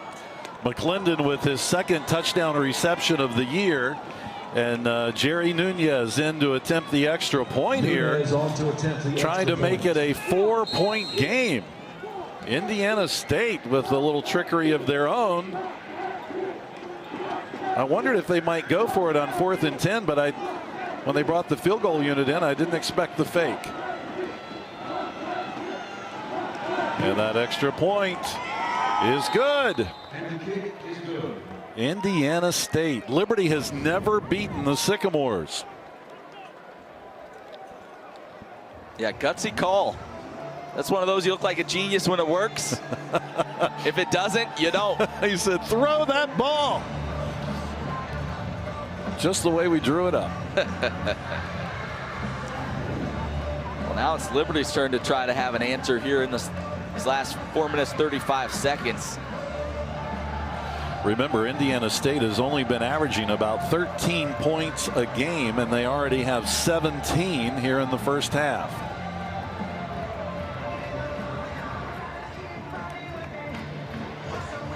Yeah, that was the redshirt senior punter Jeremy Patterson that delivered that throw, and you saw him over there on the sideline, almost like he was saying, "I told you, I've always told you I could throw the football."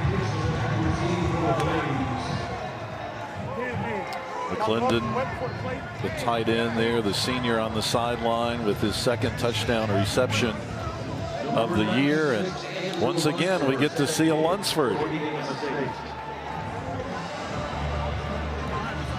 Hickson is waiting for this kickoff at about the goal line.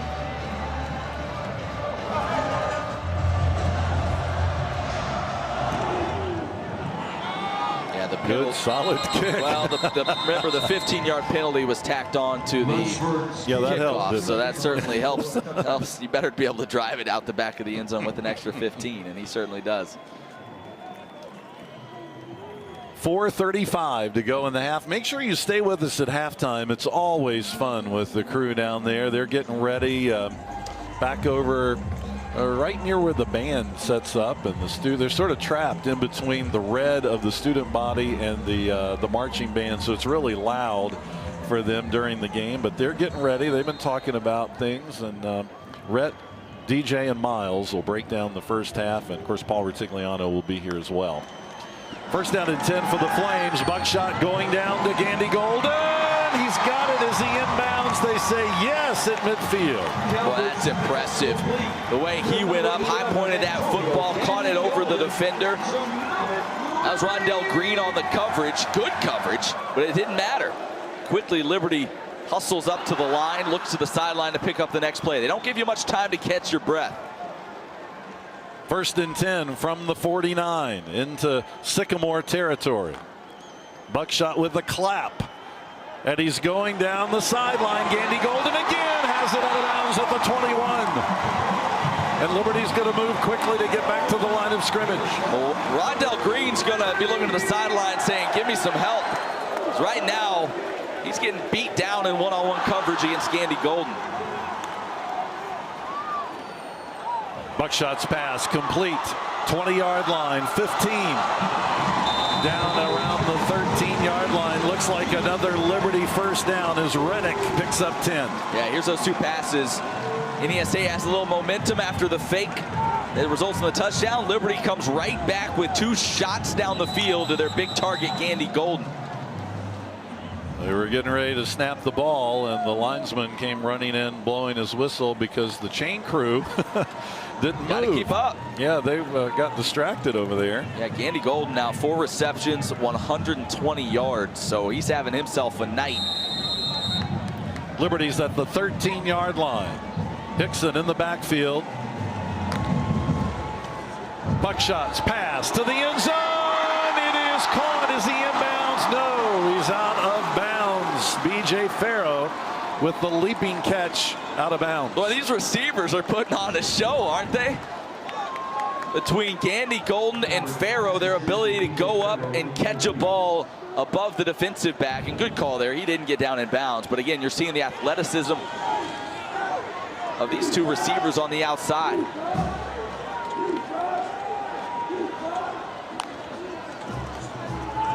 Quick pass. Caught, touchdown, Gandy Golden. Well, that's not fair.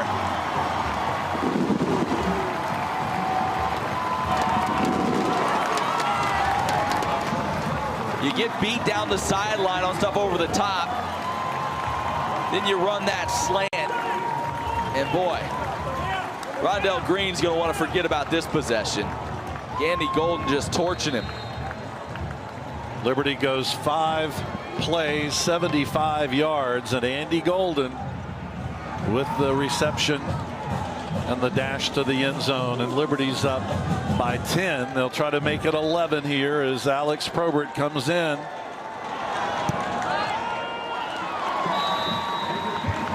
Liberty's up by 11.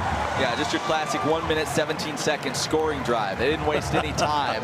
That was almost like Joe Daly and Buckshot in this offense saying, hey, It got a little bit closer, but let's just remind you who the most explosive team on the field is. They let their athletes go out and make plays on that drive. And Gandy Golden, who went for 197 against Baylor, now up to 133 in this ball game. 192 against Baylor in the opener. So he is having quite the night after being held relatively quiet last week against Morehead State. Did that kid in the stands have painted on himself, Gandy is eye candy? Is that what he? I think that's what he said, Mike. There he is. And the other guy loves buckshot. A couple of guys there. What if that paint's hard to get off? I'll let you ask him. I saw a bunch of guys when we were coming in. You know, we have to get here about 3.5 hours before kickoff, and a couple of guys, well, it was about 10 or 12 putting on the paint, spraying hairspray and all kinds of stuff to get ready. They do a lot to get ready for these games. Morgan, again, will not bring it out. Liberty with just talented receivers, and here's the all-time top performers. Yeah, single game yardage, and you've seen already this year 2 inside the top 11 all-time. Gandy Golden right there at number 5.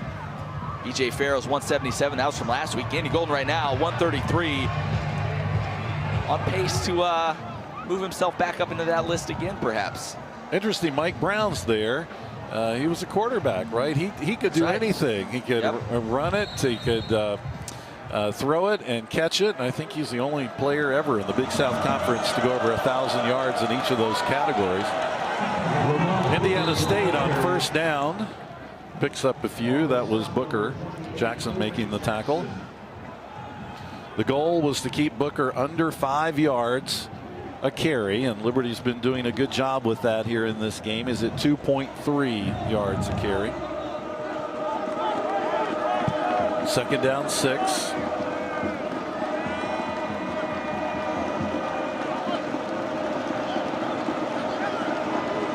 Sparks, 10 seconds on the play clock, and it'll take a timeout. This is the third for the Sycamores. Timeout, Indiana State. That's their third and final timeout of the half. 30-second timeout.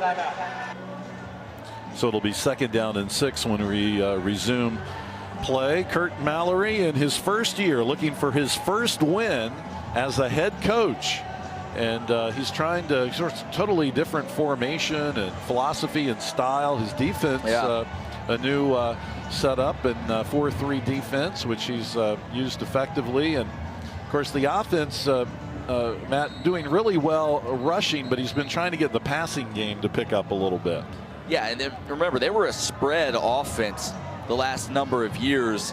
Threw the ball around a lot under Mike Sanford. In fact, last year, Isaiah Harker, who's the backup here tonight, had the third most passing yards in Indiana State history in that spread offense. He's completely changing that, wants it to be run-oriented, using the tight ends in a lot of different ways. We've even seen that a little bit tonight with McClendon.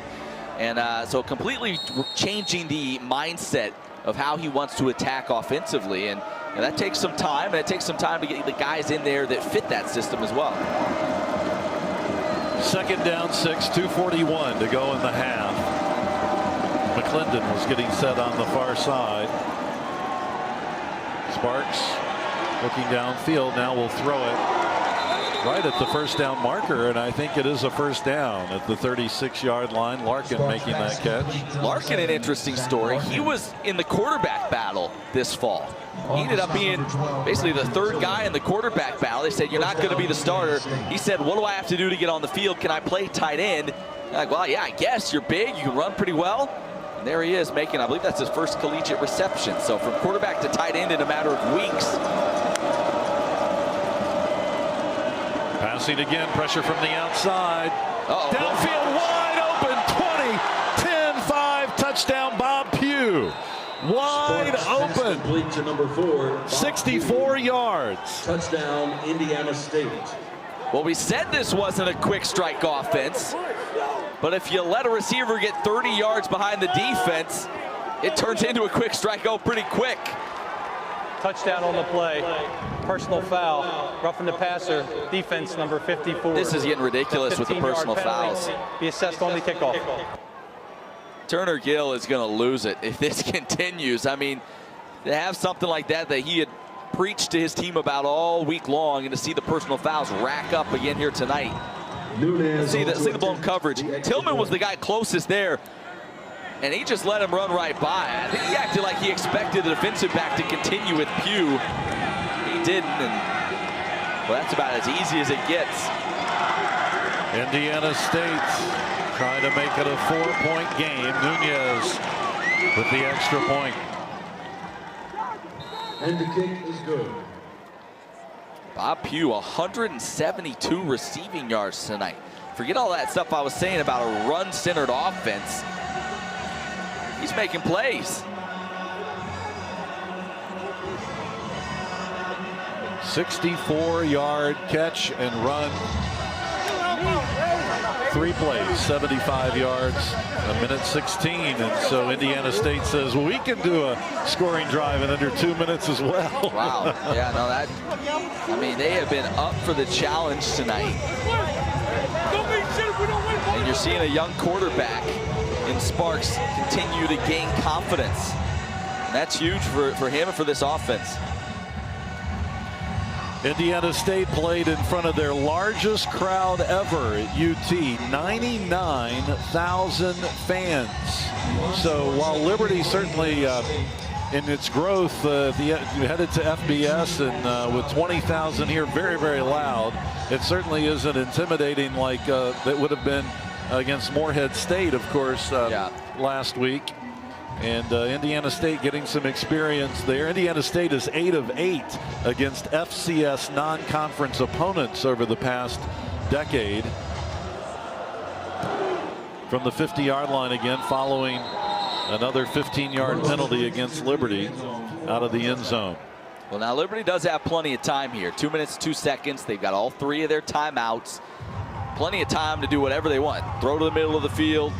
Anything. The playbook can be wide open at this point in this scenario, but you do definitely have to be concerned with the way the defense has looked and the fact that Indiana State is right in this ball game and feeling pretty good about their situation, especially the fact that they're going to receive the ball to start the second half.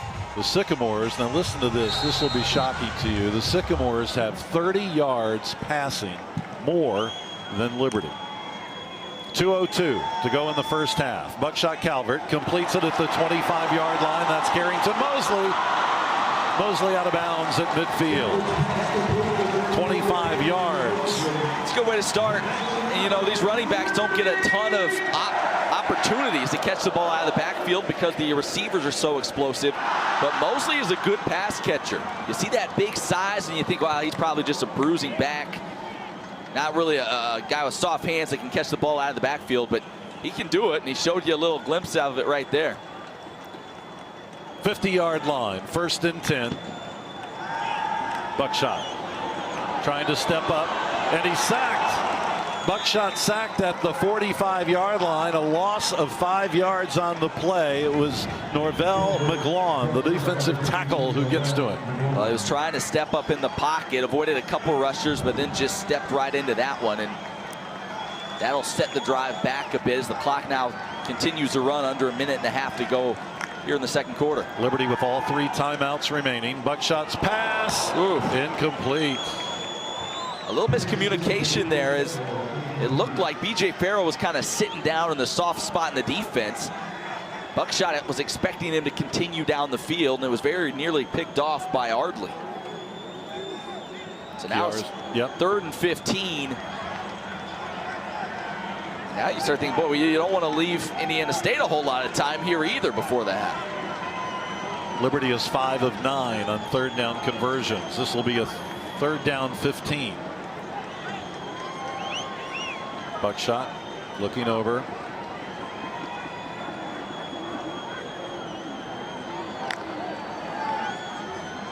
Pass over the middle, caught 45-yard line, but not enough for the first. Reddick made the catch, but Liberty is going to be a 4th down and 5. Yeah, they brought the blitz. Good job by Buckshot to get it out. Reddick, a nice catch on a ball behind him. The clock continues to roll. Liberty right now leaving the offense on the field. Let's see what they do here. You could run the play clock all the way down if they let you, attempt the fourth down play with about 40 seconds left, and then maybe you feel like, well, we don't give them a whole lot of time to move themselves into scoring range. Maybe try a 62-yard field goal or something like that. I mean, I don't know that I would try that. Because, again, if you miss, you end up giving great field position as well. So they're going to let it run down, take the timeout with about a second left on the play clock, and discuss things. Timeout, Liberty. Their first time out of the half. So maybe a situation where Turner Gill's talking to Joe Daly, saying, all right, how confident do you feel right now on a play that can get us 5? Otherwise, you just pin them deep and basically get to the break with a 4-point lead.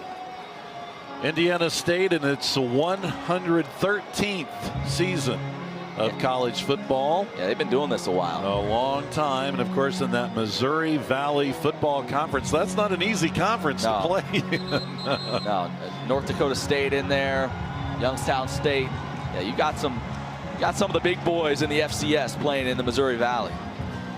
Of course, Indiana State, folks will remember some of their famous grads. Larry Bird played basketball at Indiana State, the 1979 NCAA national title game. John Wooden actually began his coaching career at Indiana State back in 1946. Liberty brings in the punting team. Trey Turner. I wonder if Liberty would fake a punt. You think they'll try something? Fourth down and 5. I don't think I would, no. Okay. Just get to the half, regroup. This one's going to hit at the 15-yard line and get a roll out of bounds at the 20. 25 seconds to go in the half, and we'll see if Indiana State can do something. Yeah, I think the something they're going to do is take a knee and be thrilled that they're right in this ball game heading to the second half. What a close football game. We thought it obviously would be a better game than the Morehead State game was a week ago. Liberty just dominated that one. Buckshot Calvert only had to play one half. But Indiana State, just a very, very physical team, getting stronger and better. And, boy, proving that they are improving every game this season. And you're right, Matt, they're just going to let the clock run out. Liberty's up 28-24. We're going to take a break and come back with our halftime coverage. Rhett, DJ, and Miles here at Williams Stadium. Stay with us for full halftime coverage. NCAA Division I FCS football is a game of perseverance, integrity, passion, character, and sportsmanship. As he works to honor the game, every FCS student-athlete grows in his responsibilities as a student and as a member of his campus and community. Dedicated to personal growth and success in the classroom, the NCAA Division I FCS, every down, every day.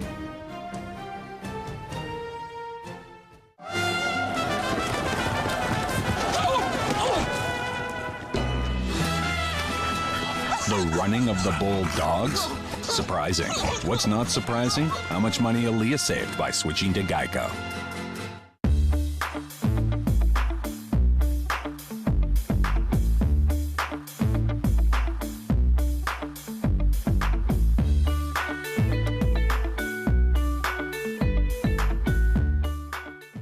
Be free to be you.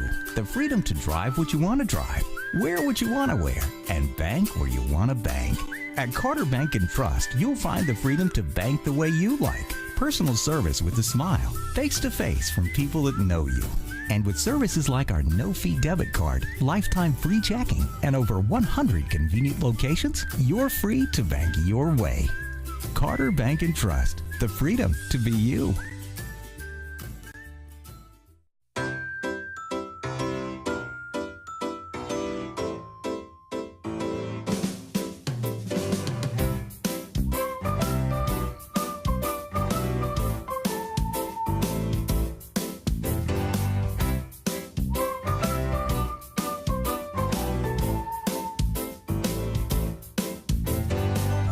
Some things become traditions.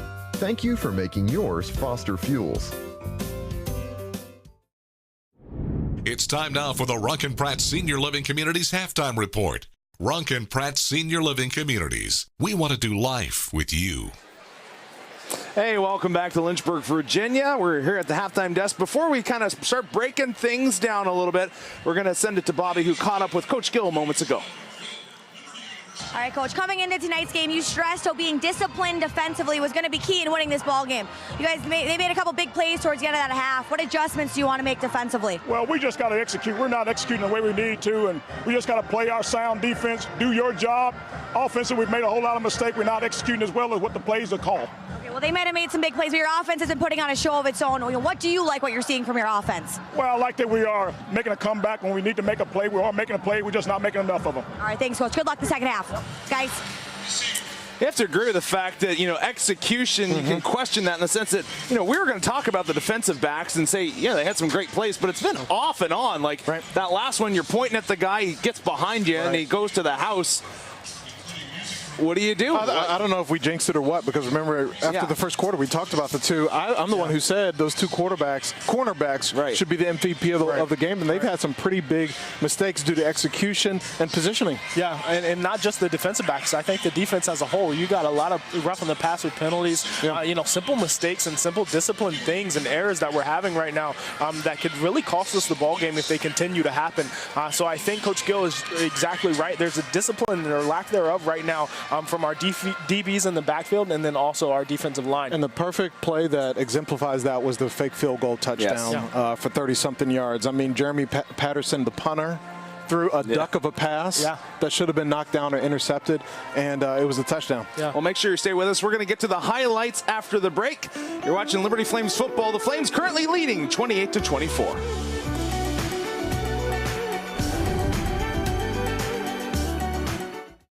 And it's game on, 4th and 18. Friends rushing the party in under an hour. Supermom's headed for the snack aisle. Ooh, this one's a scramble. It's all come down to this. Look at that air. She's got it. And there's that signature double pour.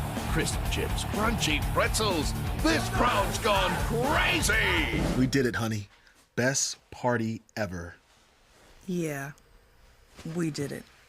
Let's go for the glory.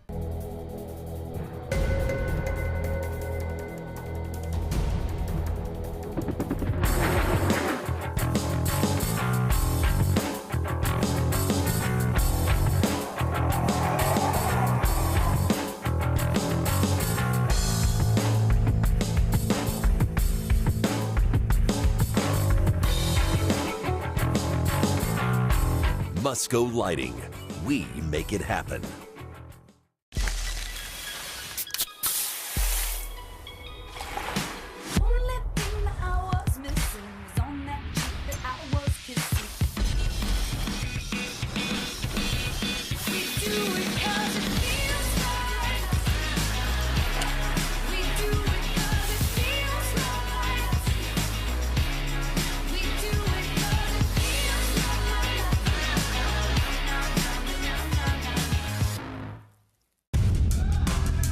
What's the Big South? What's the Big South?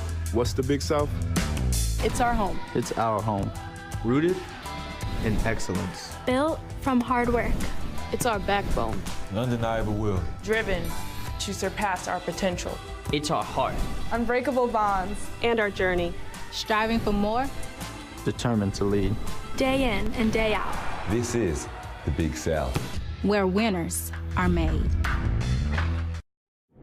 It's time now for the Runk and Pratt Senior Living Communities Halftime Report. Runk and Pratt Senior Living Communities. We want to do life with you. Time for me and the boys to break this one down midway through this football game. There's one guy that's standing out above the rest, and that's AGG. And we talked about who do they need to put double coverage on. This is the guy so far. Yeah, he's playing really well, and you see the talent that he has is just immense. You're talking 6'4".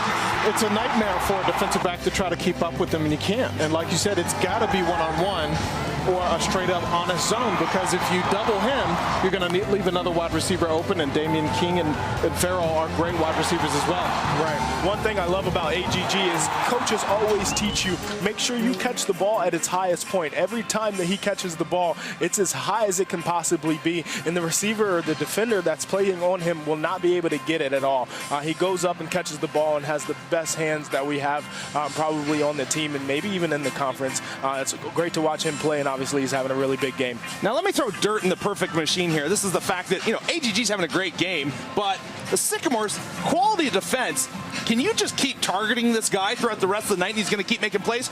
They have to catch on sooner or later and be able to stop it. Like, Buckshot's going to have to find somebody else. And I know he found Farrow early on. He hit King, but it's got to be a little bit more consistent. And I think the aspect of the offense that's been so great through the first 2 games is that he was hitting 7 receivers, 11. Right, yeah. Tonight he seems to be ISOing a little bit more. Right. Well, I think you do that when you got a great player. You go to your guy who got you to the dance, and you stick with him because you can't stop him.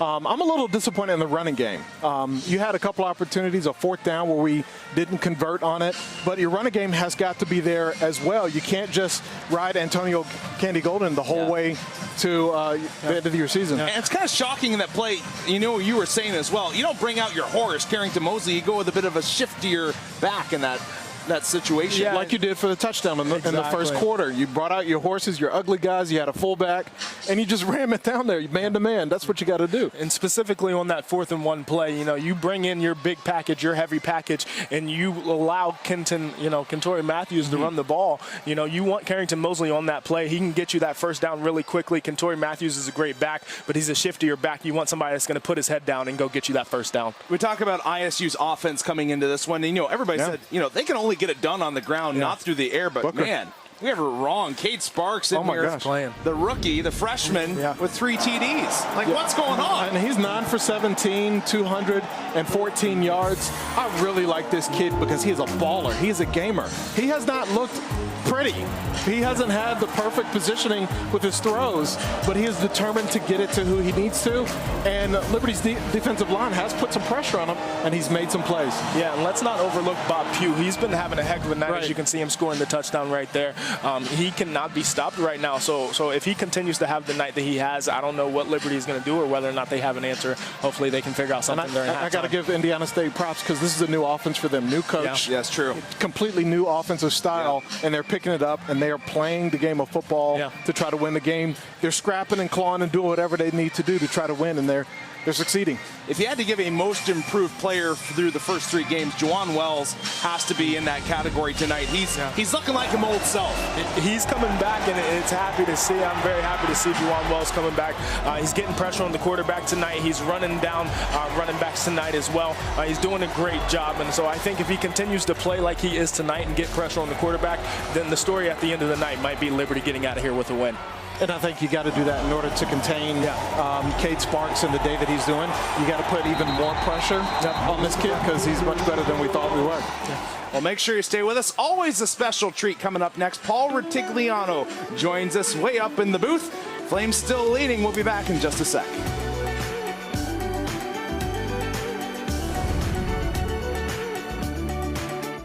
Sodexo, global leader in quality of life services, is committed to creating exceptional experiences at Liberty University. Enjoy delicious concessions as we cheer on the Flames. Visit us at our many dining locations for both campus and community, and join us in our efforts towards sustainability and fighting hunger in Central Virginia. Sodexo is changing the face of college dining. For more information, visit libertydining.com.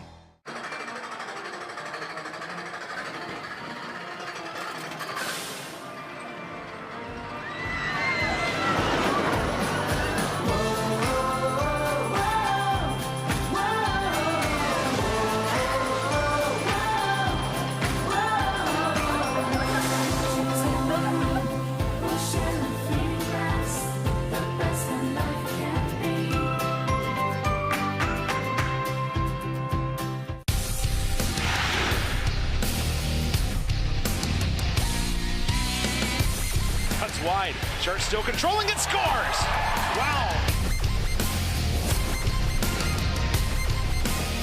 Here's Ryan on the breakaway. Scores! Save, rebound, comes out, scores!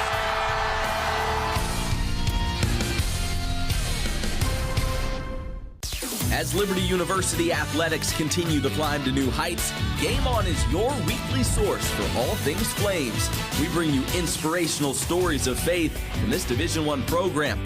as well as all the news and highlights that you crave. Game On is covering the world's largest evangelical university like no one else. So join us each week to see what's happening around Flames Nation. Get in the game and watch Game On. It's time now for the Runkin Pratt Senior Living Communities Halftime Report. Runkin Pratt Senior Living Communities. We want to do life with you.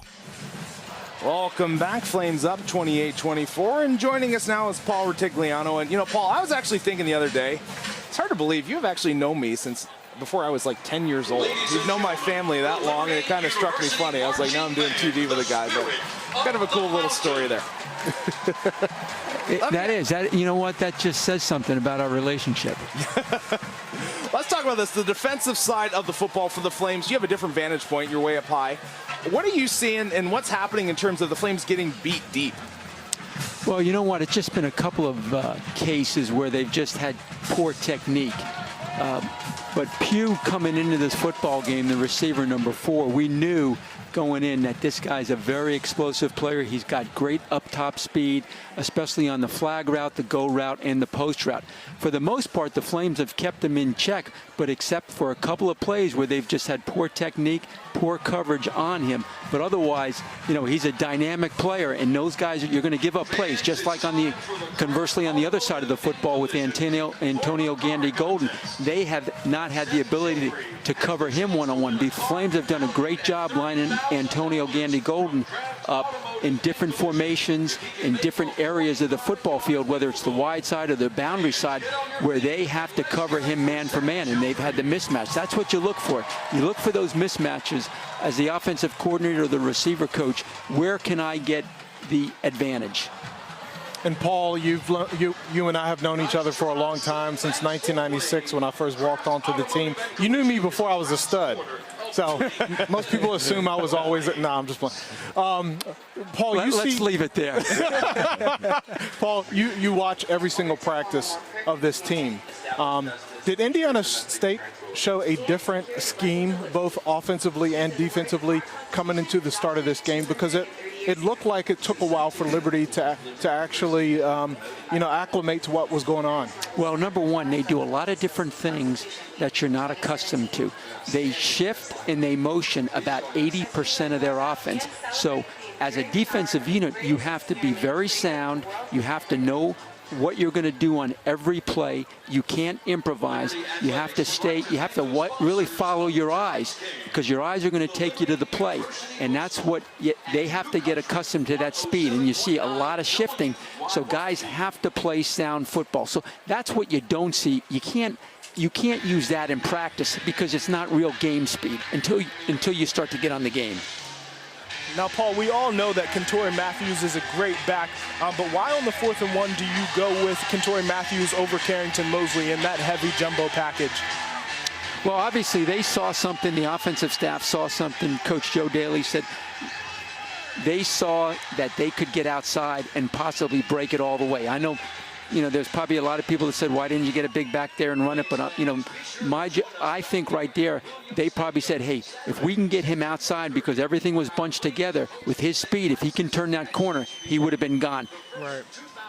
Paul, Lamont Booker, a guy that averages 5 touches per carry, but the Flames have, kept him overall pretty quiet tonight. How happy are they with their performance on the ground? Well, I think, right now, I think they got to be ecstatic, because he's basically 60% of that offense of all the touches. So they've kept him in check. Now they just got to find a way, like Coach Gill said, don't give up those big explosive plays and keep Pugh in check for this second half, because right now it's going to come down to these next 30 minutes right now, because both these teams are going down the field on each other. Yeah, big picture, looking forward to Jacksonville State. You really can't do that. Do you think, if you look at this schedule, I know a lot of people circled Jacksonville State. Do you think that the Liberty team might have overlooked Indiana State? No, not at all, because you know what? This team there's guys on this football team that played in 2014 against them, so they know that this is a very good football team from the Missouri Valley Conference. Big, tough, physical guys. I don't know if you guys were down on the field pregame, but this is a very big boys. big football team up front. Big guys, long, big offensive linemen that can pound the football. So, you know, and Bill Mallory, Valerie, the head coach, you know, he's got great DNA in the family. So, you know, they're going to get this thing turned around. They're 0-2, but, you know, they played Tennessee, but Eastern Illinois, they should have won that football game. Right. Well, Paul, as always, we appreciate your insights. Okay, guys, thanks. Have a good second half. Thank you. When we return, Mike and Matt with a call here live from Lynchburg, Virginia.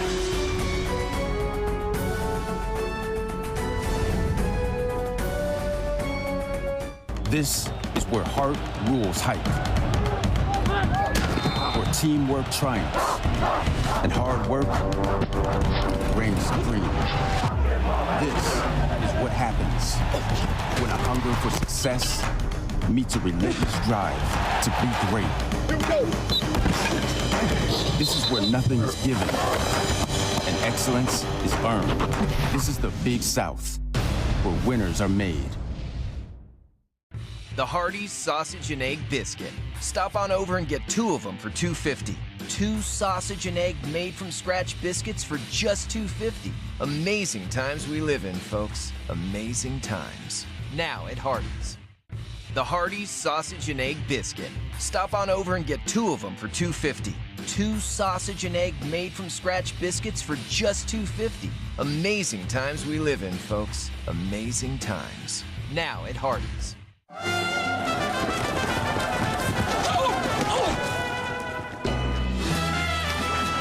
The running of the Bulldogs? Surprising. What's not surprising? How much money Aaliyah saved by switching to Geico.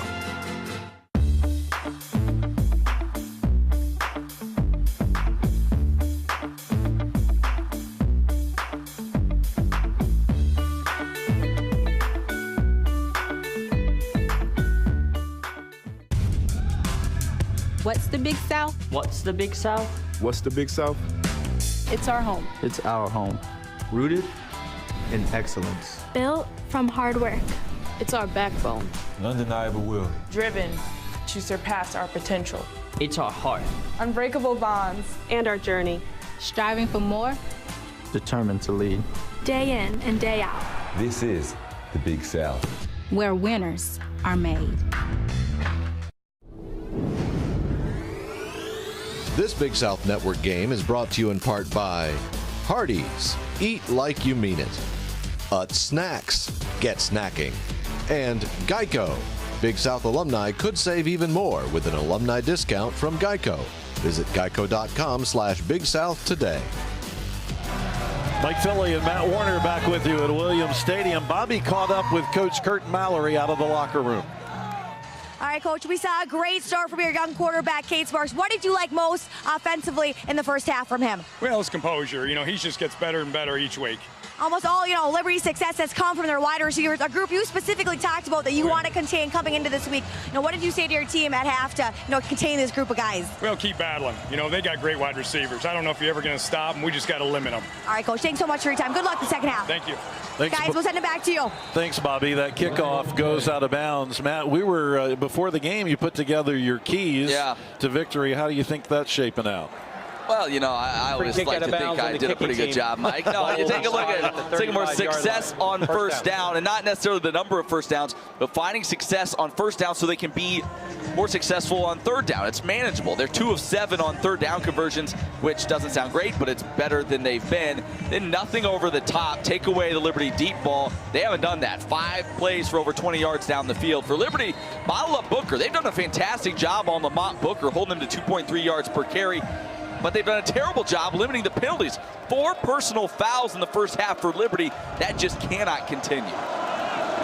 Sycamores offensively, Cade Sparks, who in the first half was 9 of 17 for 214 yards, hands it off to Keys, and Keys picks up about 3 on first down. Of course, this season, the first 2 games, Indiana State has only averaged a total of 254 yards of total offense. In this game, in the first half, they put together 281 yards of offense. Second down 7. And like the guys talked about at half, we were so focused. Liberty talked about it so much, stopping the run game. Got to stop the run game. That you kind of wonder if they're so focused on that. That's what allowed Indiana State to have some success down the field with Pugh. Liberty, as a team, is just sucking in on that run game that's allowed plays deep down the field. Sparks, incomplete. And out of the hands of number 15, McClendon. And boy, wasn't he hit. Boy, Jeremy Peters laying the wood. That's a DB. 5'10" defensive back. Just dropping the hammer. Watch this again, huh? Love it. Big hit on it. That's Jaquette McClendon. That's a big tight end there. And Peters put him on his back. You're watching the Big South Network, brought to you in part by Geico. Just underway in the second half. Look at this little trips formation here at the bottom of the screen. Something we haven't seen here tonight. Indiana State down by only 4. The freshman quarterback completes it for the first down at midfield. Still going down the sideline is Pugh, driven out of bounds at the 25-yard line. Boy, Chris Turner just got abused there on that. First off, Pugh breaking off the route, getting the space there to catch that ball, and then Turner wasn't able to make the tackle in space. Pugh, now that should put him up over 200 yards receiving. It does. 209 yards receiving for Bob Pugh. He had 2 catches coming into this ball game. That one went for 37 yards from the 25-yard line. The Sycamores, first down and 10.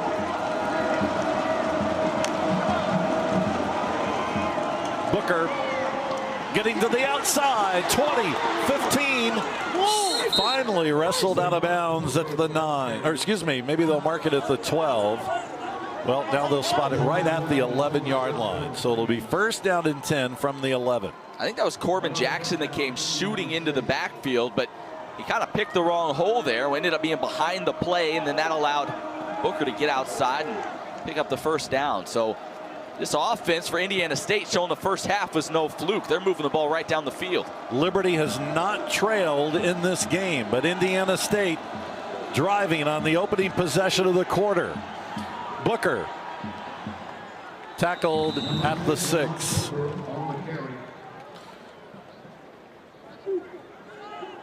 Each team has been perfect inside the red zone in this game.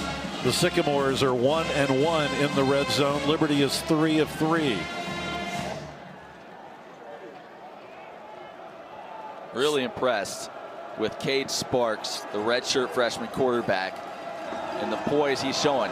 Big jump from his first career start. You go from Neyland Stadium to your second career start, and he looks like he's matured a lot in that short time span. Booker caught behind the line of scrimmage. Great defense by the Flames. Number 44 who got there was Brown, Devontae Brown, making the tackle. Flames trying to hold them to a field goal opportunity. That would be a win at this point for Liberty. Rattling those keys, trying to make as much noise as possible. It's going to be third down and 6. The Sycamores can get a first down without scoring. The noise level, climbing. Pass, wide open, caught. 5, right at the 1-yard line. It may be a first down. They may have to measure. McClendon making that catch. I think he's got the first, Matt. Yeah, I think you're right. Again, look at this team now and the confidence growing in the young quarterback, putting it in his hands. McClendon has made some plays for you already tonight. As you see Chris Turner get in there and try to take him down. Juwan Wells finishing it off, but now you're first and goal from the 1-yard line. And for a team that really prides itself on the run, I'd expect him to pound the rock. Little movement on the line, maybe a 5-yard penalty against the Sycamores. We'll wait for the official call. Before the snap, timeout, Liberty. First timeout of the half. 30-second timeout. Well, Liberty preventing the penalty there against the Sycamores by taking the timeout. Hey, attention all Flames Club members. Make sure you mark your calendars for the football luncheons coming up on October 13th and November 10th. Not a Flames Club member? Then you need to visit libertyflames.com/Flames Club to become a member and to join us for all these great events. It's always great to connect with everybody at the Flames Club luncheons and just to be a part of that group, to be supporting the athletics. I think they recently went over 1,000 members for this year, and that's just going to grow and grow and grow as Liberty moves into the FBS level.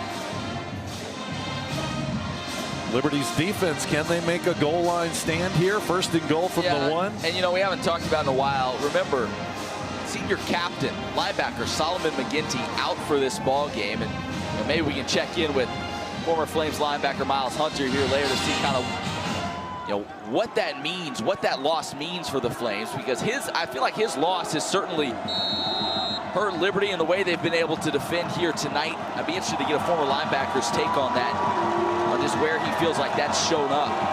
Sparks gives it to Booker right up the middle. Touchdown. And just like that, the Sycamores come out to start the third quarter and they take the lead. Few Indiana State fans making the trek 600+ miles to get here. It's not an easy road from Terre Haute, but a few of them showed up and they're enjoying it right now. They Why definitely not? are. As Indiana State has taken the lead on the Liberty Flames. Nunez in for the extra point, trying to make it a 3-point lead. And this crowd has gotten quiet awful fast. And he does. So Liberty is going to have to play from behind for the first time at home this season.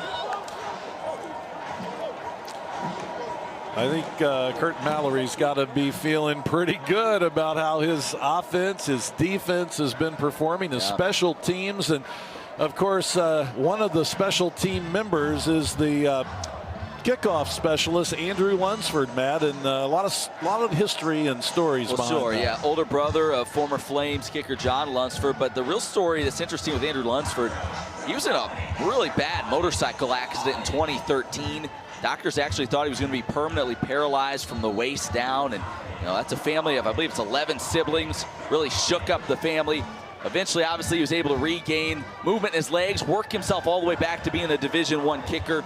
And really a true testament to his work ethic and that family as well, the type of people they are. And I know here a little bit earlier tonight, Bobby Boley got to catch up with Andrew, the former Flame, back in the house to watch his brother. All right, John, appreciate you taking the time. I'm guessing this is a little bit different experience for you, being that you're a fan tonight and not a player. Now, how good does it feel to be back in Lynchburg? It's awesome. I got here about 8:30 last night. I was able to see my brother. I got to see the city. I got Chick-fil-A. That was the best. So it's awesome to be back here. Obviously a very special day for you, but maybe even more so for you and your family, who gets to watch your brother play against Liberty, today. After everything he's gone through, after everything your family's gone through, how special is this game for you guys tonight? I really don't think you put words into it. To know Andrew and see what he's gone through, and then see him kicking here just in warm-ups. I mean, I haven't even seen him kicked in the game yet. What's up, D? It's awesome. I couldn't be more proud. I'm anxious. I want to be out there with him, but I'm very happy to be here to see him. Well, John, thanks so much for your time. Enjoy the win. But before I let you go, are we cheering for Liberty tonight, or are we cheering for Indiana State? I got my jacket on. I got my shirt. Okay. But every time Andrew's on the field, during the I cheer for him. Okay, so we're going 50-50. Receiving team. Yeah, we're going 50-50. All right, John, enjoy the game. Guys. First down. All right, boy, John Lunsford was an amazing kicker for the Flames, and it's so great to see his brother out here and that story of the Lunsford family. A lot to be thankful for and a lot to celebrate tonight. And of course, I think he's kicking a little bit more than Flames fans anticipated. Yeah, he's got a little more work tonight on those kickoffs, than we thought he might. He's done a great job for them, and what a way to end his career as well here in his final season, to kick on the field where his brother gained such a name for himself. That last kick was a touchback, but the Flames committed a penalty there, and so they're backed up at the 6-yard line. That was Mosley. And so Liberty really in bad field position, trailing for the first time in this game, 31-28. Mosley seems to be shaken up. Yeah, comes off a little gimpy, taps the helmet, subs out. So that's certainly not a good sight, as he's been running the ball well here this evening. That penalty was a holding penalty, so it's 2nd down 10. Hickson comes in there for Mosley. Liberty stacked on both sides of the field. It's Hickson hit right at the line of scrimmage, drives for a gain of 2. It'll be 3rd down. Kind of a gut check time for Liberty. You said it. They haven't been trailing a whole lot this year. So a little bit of a different position for them. Backed up now deep in their own territory at 3rd down. All the momentum on the side of the folks wearing white. Last time Liberty started a season 3-0 was back in 2008, the year LU won 10 games that season, a program record.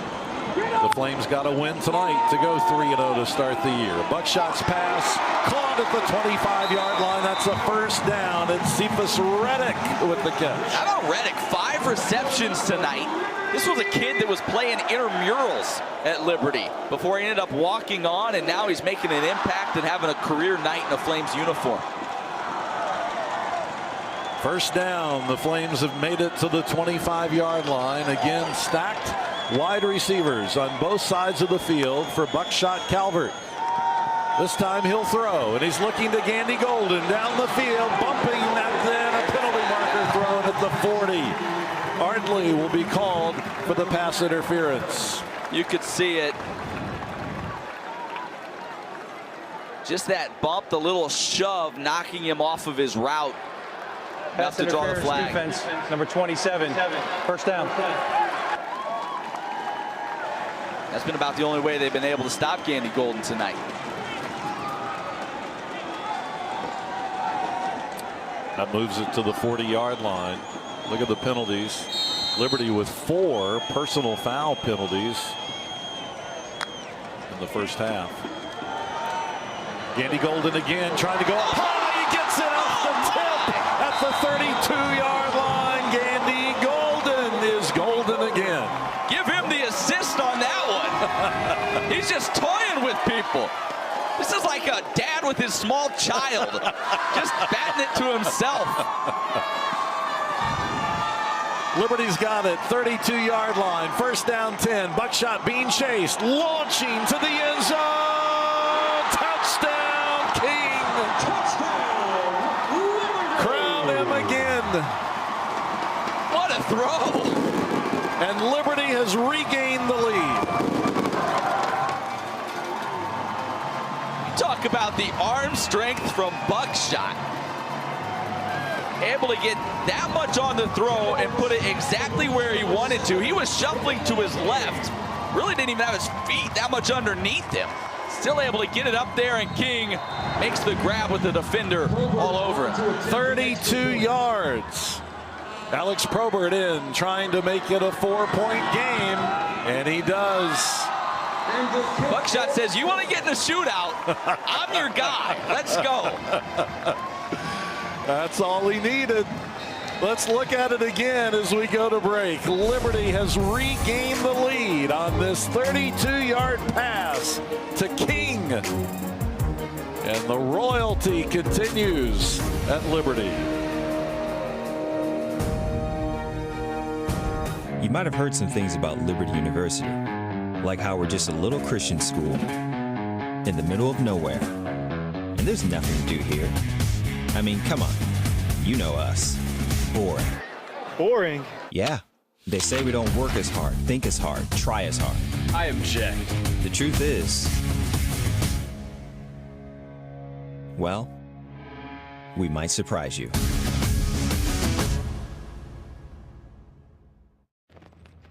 We the people. We are innovators, dreamers, leaders. Yeah, we feel pain. We get tired, but it won't stop us. God's call is our pursuit, and we will champion His name.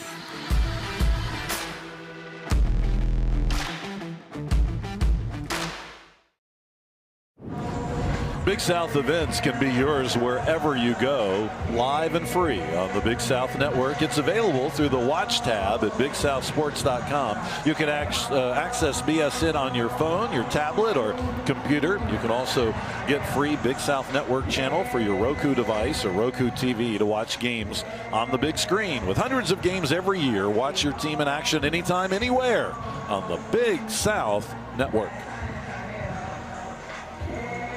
So Indiana State comes out, takes the lead, and then King catches that 32-yard pass from Buckshot Calvert, and the Flames now lead it by 4. What a great play that was for Liberty. Yeah, what a great throw from Buckshot. 3 touchdowns on the night. He now has 11 on the season. As you kind of take a look at the record book and what's out there for the Flames and single season history for quarterbacks, and Buckshot is putting himself in a fine position to rewrite the record book.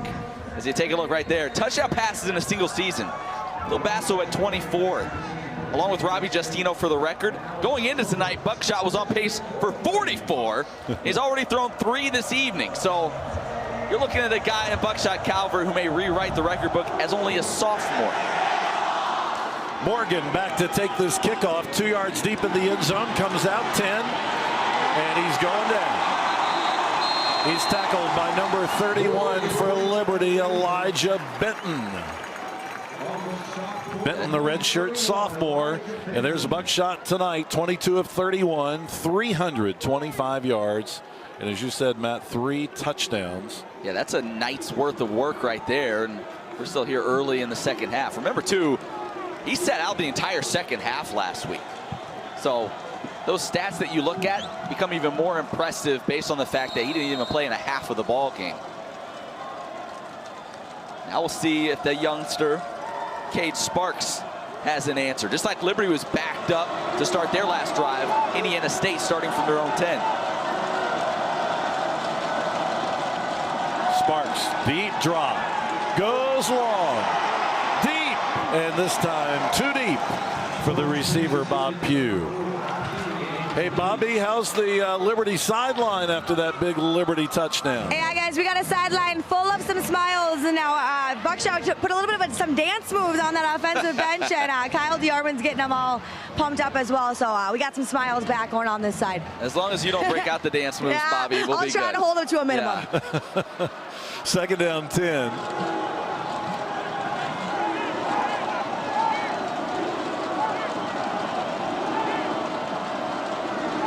Plenty of time. Again, some motion. That's Booker. Booker driving to the 19. It's going to be third down, about 4. On the stop, 54, Jawan. Booker's got to be worn out. That's his 14th rushing attempt in the game. Has about 44 yards. Yeah, well, he's used to being the workhorse back. He's used, though, to having a little bit more success, at least so far this year. Third down, 4, 8.5 minutes to go in the third quarter. We've got a fun one here in Lynchburg. Yeah, you feel like with the way these offenses are scoring, every third down is so critical. If you're able to force a punt in this ball game, it's huge the way these teams have been able to go back and forth. 4 of 9 on third down conversions for the Sycamores. Pass incomplete. Booker, the intended receiver, over his outstretched arms. And the Sycamores have to punt. Yeah, that play was made by Devontae Brown. Flames defensive end. Got pressure. Forced Sparks to get rid of the ball earlier than he wanted to. And again, it's not always the sack, right? We always talk about the sack numbers, and they haven't been very good for the Flames early in this season. It's not always getting the sack. Sometimes it's just getting that pressure to force a quarterback to throw before he wants to, or force him to be off balance when he does deliver the football. Bolden, 5-yard line. High spiral punt. Stubbs waits for it. Fair catch, 38-yard line. A helmet went flying at midfield, and penalty flags did as well. We'll see what's going on. A little pushing, shoving. Please tell me it's not a personal foul against Liberty. We've had too many of those this season. It's always fun to wait. It's sort of dramatic, isn't it, to see what's going to happen. During the return, personal foul, number 10 of the kicking team. Pull the opponent's helmet off. 15-yard penalty, first down, timeout. This time against the Sycamores. Personal foul and another penalty. They don't commit a lot of penalties, so I know that's a frustration for Coach Mallory. Timeout on the field. Liberty leads Indiana State 35-31. And it's game on, 4th and 18. Friends rushing the party in under an hour. Supermom's headed for the snack aisle. Ooh, this one's a scramble. It's all come down to this. Look at that air. She's got it. And there's that signature double pour. Crisp chips, crunchy pretzels. This crowd's gone crazy. We did it, honey. Best party ever. Yeah, we did it. Let's go for the glory. NCAA Division I FCS football is a game of perseverance, integrity, passion, character, and sportsmanship. As he works to honor the game, every FCS student-athlete grows in his responsibilities as a student and as a member of his campus and community. Dedicated to personal growth and success in the classroom, the NCAA Division I FCS, every down, every day.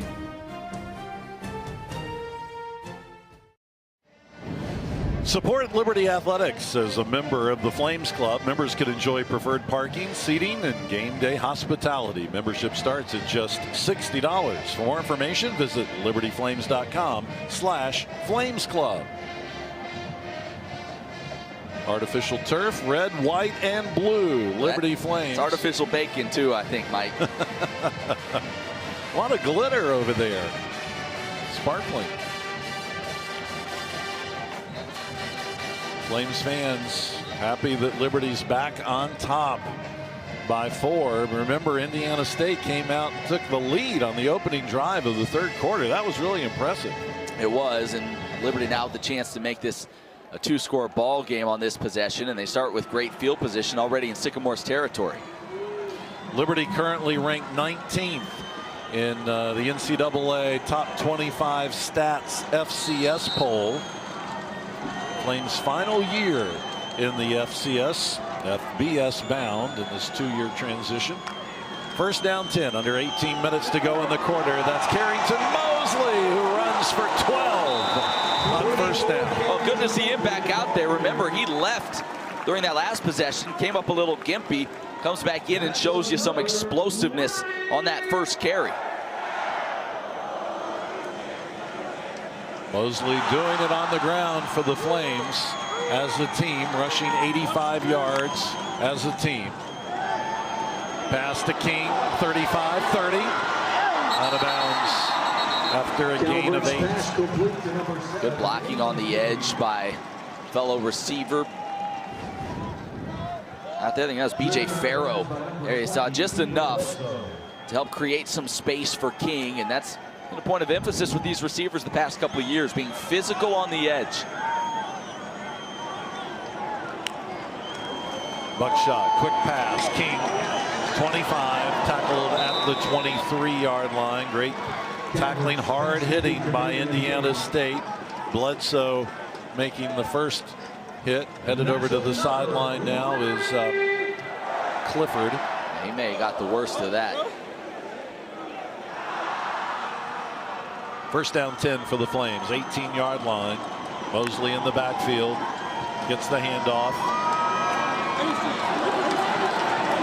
I said 18-yard line. It was actually the 23-yard line, and Mosley carries for about 5 there. Hey, good patience shown by Mosley that time. Kind of the stutter step when he got up to the line of scrimmage, waiting for a hole to open. It did, and then he rumbled for 6. Liberty facing a second down 4. Buckshot again, the quick pass. King, 15-yard line, first down inside the 10, out of bounds at the 6. Again, Damian King in space is not an easy task. And you're seeing he's trying to get a breather right now, and they say, nope, don't have time, get to the line. The pitch to Carrington Mosley, and he's pulled down at the 6, back to the original line of scrimmage.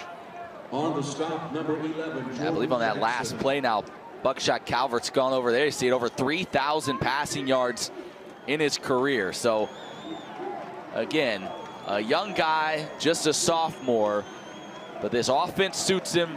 A lot of weapons at his disposal, and as you've seen, a cannon for an arm. He's going to be a good one here for a long time. Facing a 2nd and goal from the 6-yard line. Quick pass again. This one caught at the 5. Farrow, touchdown. Touchdown, B.J. Farrow.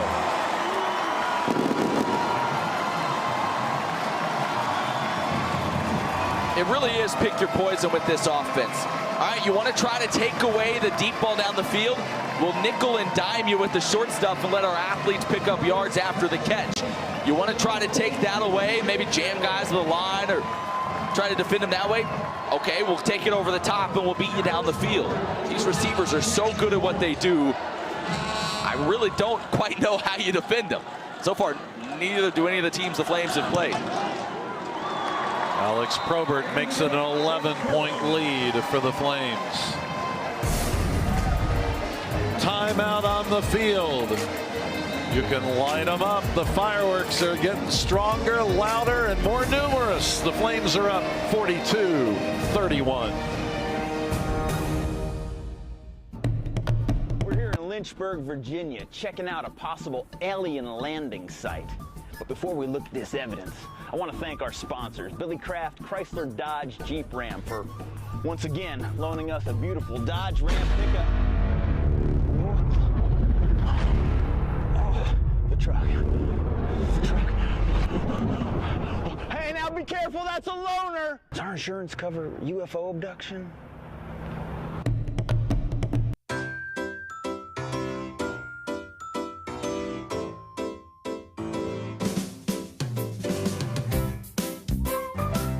Some things become traditions. Thank you for making yours Foster Fuels. With innovative dining locations, full-service catering, and crowd-pleasing concessions, Sodexo is here to create exceptional experiences. Stay hungry, go Flames!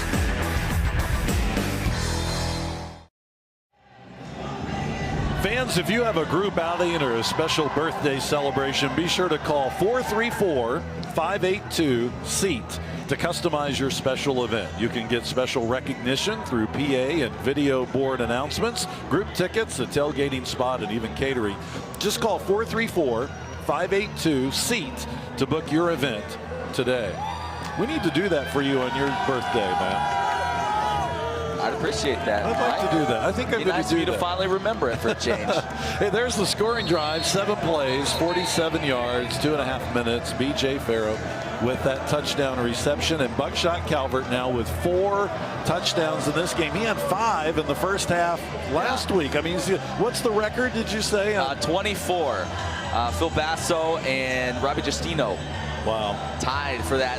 And he's up to, 12 now on the season. So he's halfway there through 2.5 games. Now, what about a single game touchdown? And I believe record? it's 6. 6? Yeah. Okay. Yeah. So we'll have he's our crack stats crew doing some digging on that. But yeah, I believe it's 6 because he was on his way towards doing that against Morehead State before they sat him for the entire second half. Still a long way to go in this one. Roberts kickoff again, driving Morgan into the end zone, fumbles it, and he's just going to stay there. That was dangerous. Yeah, there you go. Touchdown passes in a single season. Gotta go back a ways. 84, 1990. I remember those guys, Phil Basso. I bet you do. Yeah, I was a student then. Yeah. Look at those colors and that logo. Well, there is no color on the middle one. That's no, just, but Phil Basso. Yeah. Yeah. And Mike Brown, who you talked about earlier, is a great receiver. Went on to play in the NFL for a while as a receiver. So just a great athlete. But Buckshot, he's loving life right now. He's dancing on the sidelines. Why not? What kind of game he's having.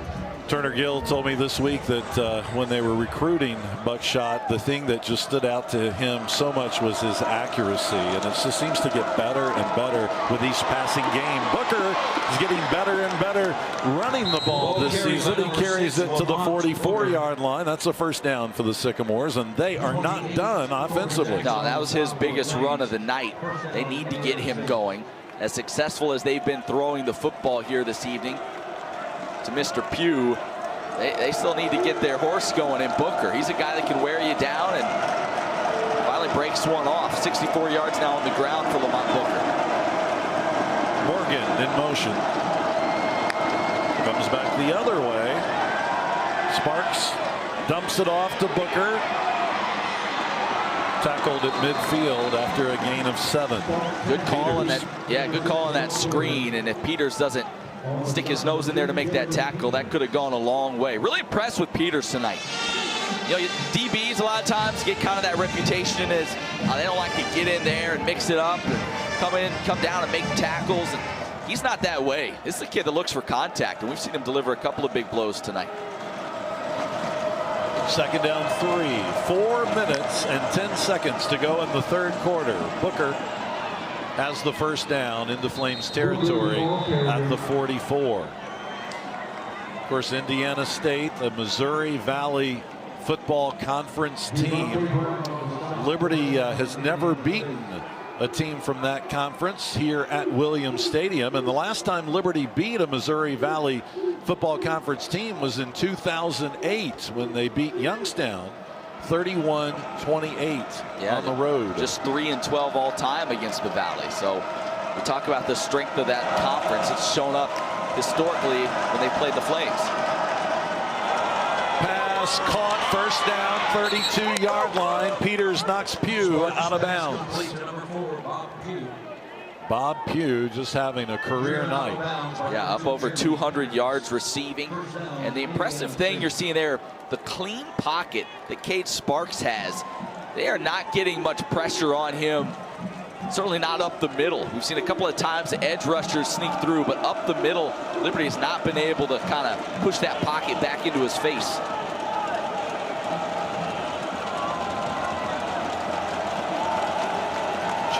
Play at the line of scrimmage again, this time under center.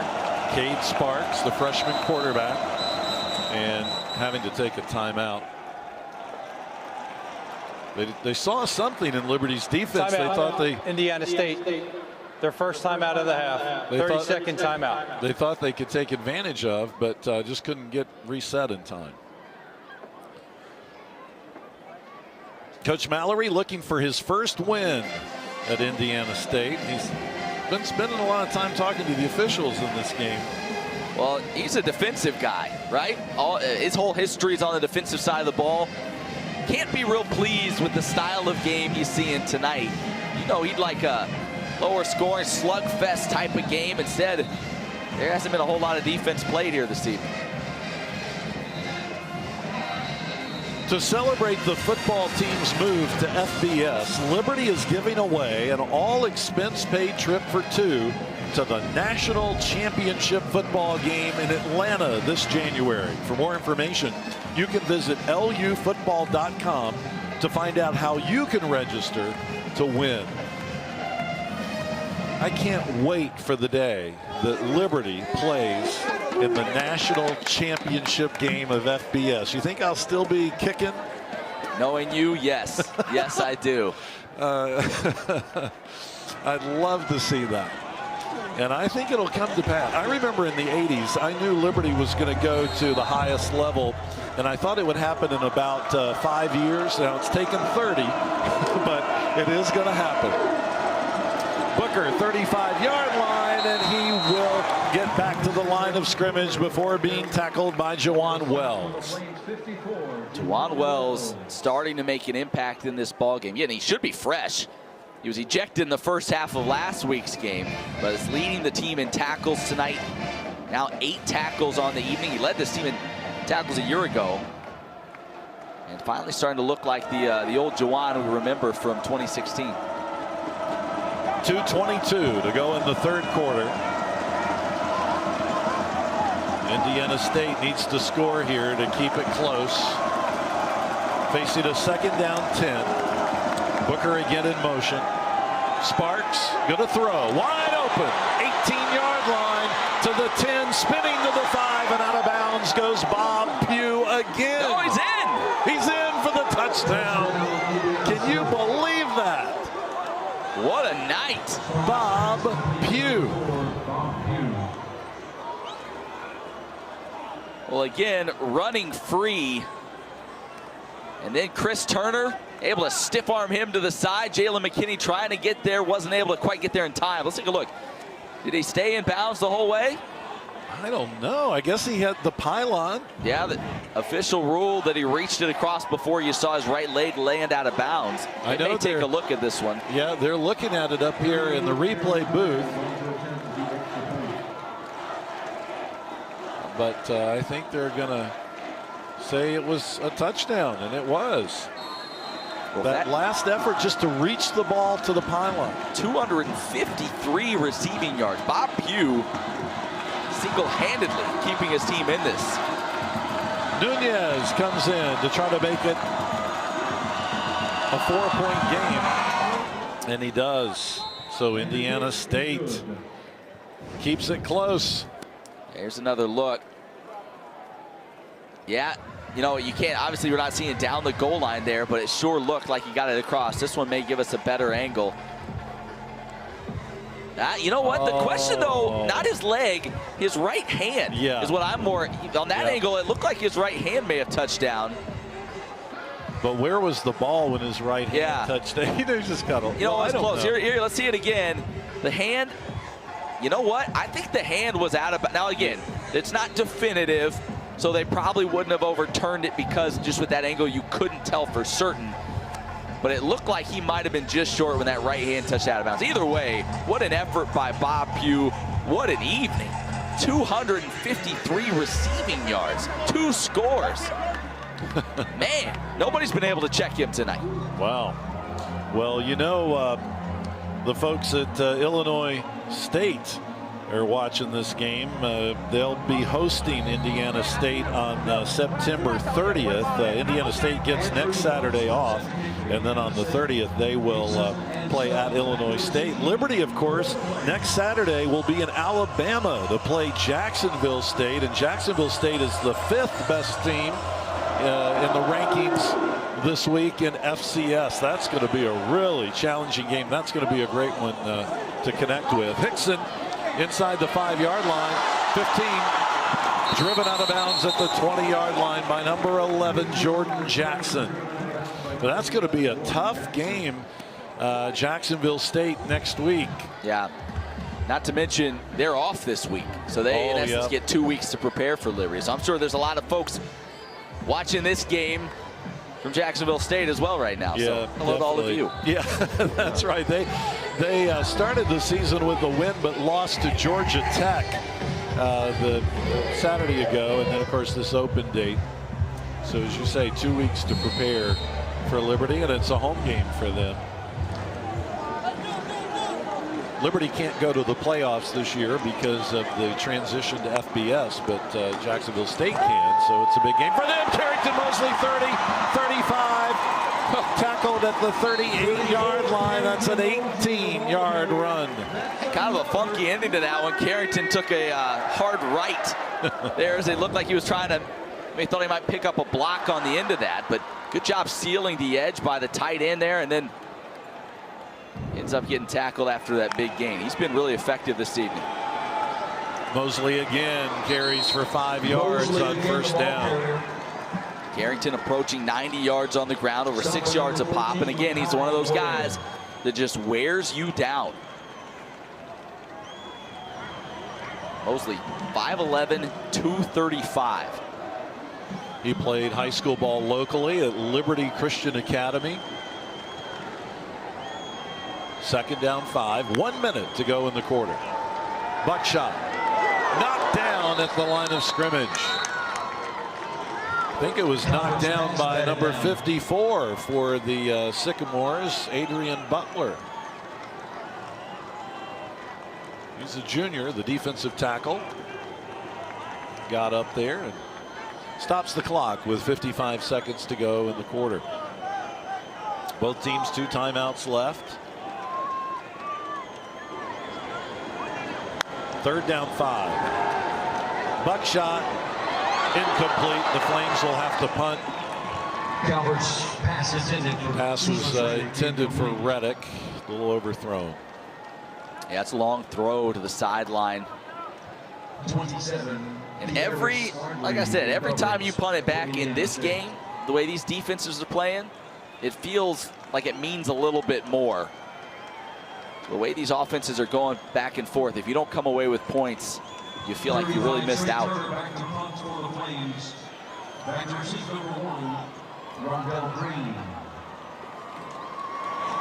Trey Turner into punt. Green standing at the 10. He's going to let it bounce at the 22. Flames will down it at the 16. So 41 seconds to go in the quarter. We've told you Liberty is FBS bound. This is the final year at the FCS level. Holding number 12 of the kicking team. 10-yard penalty, first down. Another penalty against Liberty. It's also the last year in the Big South Conference. And then next year, the FBS transition with the beefed up schedule, not bowl eligible, but then in 2019, full-fledged FBS program. And of course, Coach Turner Gill's job is to get the Flames transitioned to that. And Ian McCall, Liberty's athletic director, several others involved with the scheduling and increasing the opposition. Yeah, so it's going to be fun. And the stadium already under construction as they prepare some upgrades, and the stadium is going to change dramatically over the next year or so. Yeah, they'll add a deck on the far side. Your view from our television perspective, they'll be adding a deck across the top there, and then that'll change it. Even the perspective on television, but it'll provide even more crowd noise on the visiting side. Liberty expanding to 25,000 seats. Coach Gill not happy about that last call. That's about as animated as you'll see Turner Gill get. So Indiana State will start at the 27-yard line. 41 seconds to go in the third quarter, and the Sycamores only trail by 4. Booker's in the backfield behind Sparks, who's under center. Sparks, 14 of 25 passing, 308 yards in this game and 2 touchdowns. This time he'll give it to Booker right up the middle, and Booker will pick up 6. Well, I mentioned Solomon McGinty out at linebacker, Lucas Irons out linebacker. Liberty already not with a ton of depth on the defensive line. You start to wonder as we get ready to head to the fourth quarter of this ball game, just how much gas will this Liberty defense have in the tank down the stretch of this one. Second down 3. Booker again. Looks like he has the first down at the 38-yard line. Booker now with 19 carries in this game, over 80 yards. Clock will run, and that's the end of the quarter for Coach Kurt Mallory's team and his quarterback, a freshman who says we're going to the fourth quarter and we got a chance to win. The home fans on their feet, 15 minutes to go. It's Liberty 42, Indiana State 38. The Hardee's Sausage and Egg Biscuit. Stop on over and get 2 of them for $2.50. 2 sausage and egg made from scratch biscuits for just $2.50. Amazing times we live in, folks. Amazing times. Now at Hardee's. The Hardee's Sausage and Egg Biscuit. Stop on over and get 2 of them for $2.50. 2 sausage and egg made from scratch biscuits for just $2.50. Amazing times we live in, folks. Amazing times. Now at Hardee's.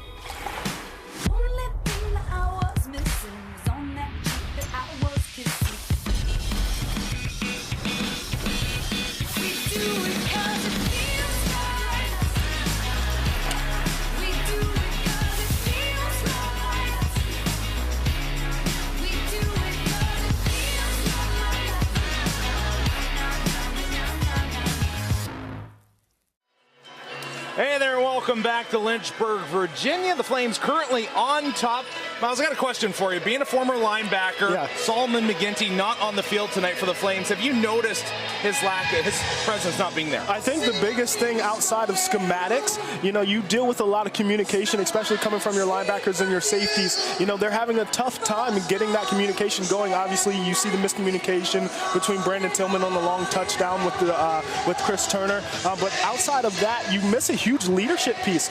Obviously, Solomon's on the sideline tonight, and I'm sure he's doing a great job leading from there. But when he's not on the field, who do you have telling you, hey, that's a bad play, let's move on to the next one? Well, you can definitely tell the defense is struggling, especially that secondary and the linebacker core right there. If you go back to the last 4 games, this is the 3rd time in the last 4 games that our opponent has scored 38 points or more, going back to last season with Charleston Southern and Coastal Carolina. That's not a good streak. Yeah. One thing is for sure, Sycamore fans saying Bob Pugh, Flames fans saying PU. Mike and Matt? No. Oh, my word. Well, we'll see if Bob Pugh can do something here on this possession. That's Booker, who spins his way to the 45-yard line. He got an extra 6 yards as a result of that. Hey, Bobby, what are your thoughts about the linebackers? Yeah, guys, Indiana's linebacker coach Grant Olson, he may be new to the Indiana staff, but let me tell you, he is no means new to the Missouri Valley Football Conference. Deep in one of the best teams that conference has ever seen. He was a part of 3 national championships with NDSU. When I got a chance to ask him what that atmosphere was like with that group of guys and how he brings that, what he learned from those experiences into his coaching, he said it was that mentality of that group of guys that made all the difference. They were convinced before the game even started that they were going to be more physically and mentally tough than everybody else. And because they believed so strongly in that, they were the best. It's that same mentality, guys, that he tries to bring to his linebackers here at Indiana State. Yeah, that NDSU squad, one of the best the FCS has ever seen, honestly. Booker hit right at the line of scrimmage that time on a 3rd down and 3, and the Flames are saying he did not get it. Jalen McKinney, look, his uniform's barely hanging on. I'm talking about you're playing hard? That thing's in pieces. You're watching the Big South Network, brought to you in part by Hardee's. So the Sycamores are going to face a 4th down about 2, and the punting unit has come in. We did see them fake a field goal in the first half and score a touchdown. So trying to angle it out of bounds, and DJ Stubbs will let it go out at the 5-yard line. What a punt. Boulder with that punt. Kick goes out of bounds. Trying to get Liberty in bad field position again, and really that Liberty's operated in pretty bad field position this entire game. Timeout. You're watching live coverage of Liberty University football on LFSN.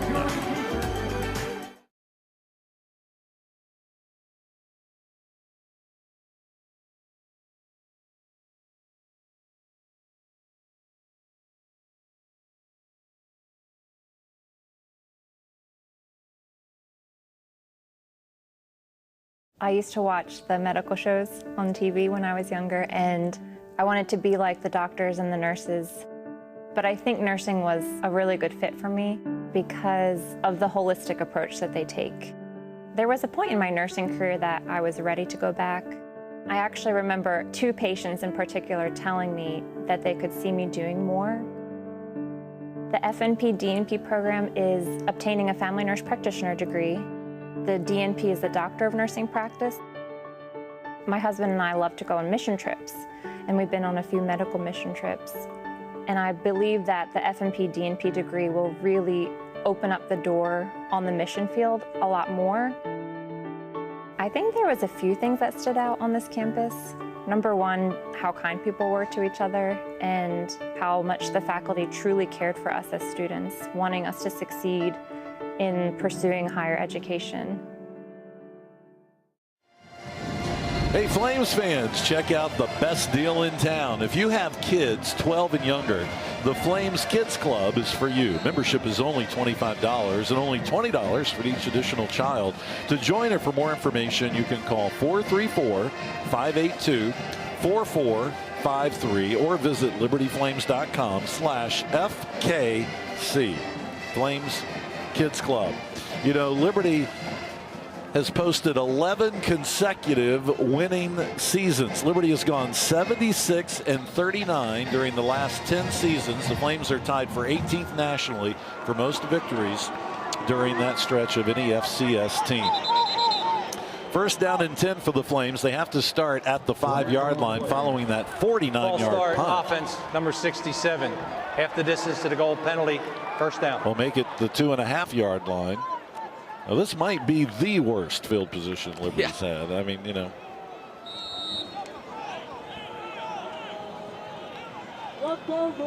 Liberty's lead is just 4 here in the fourth quarter.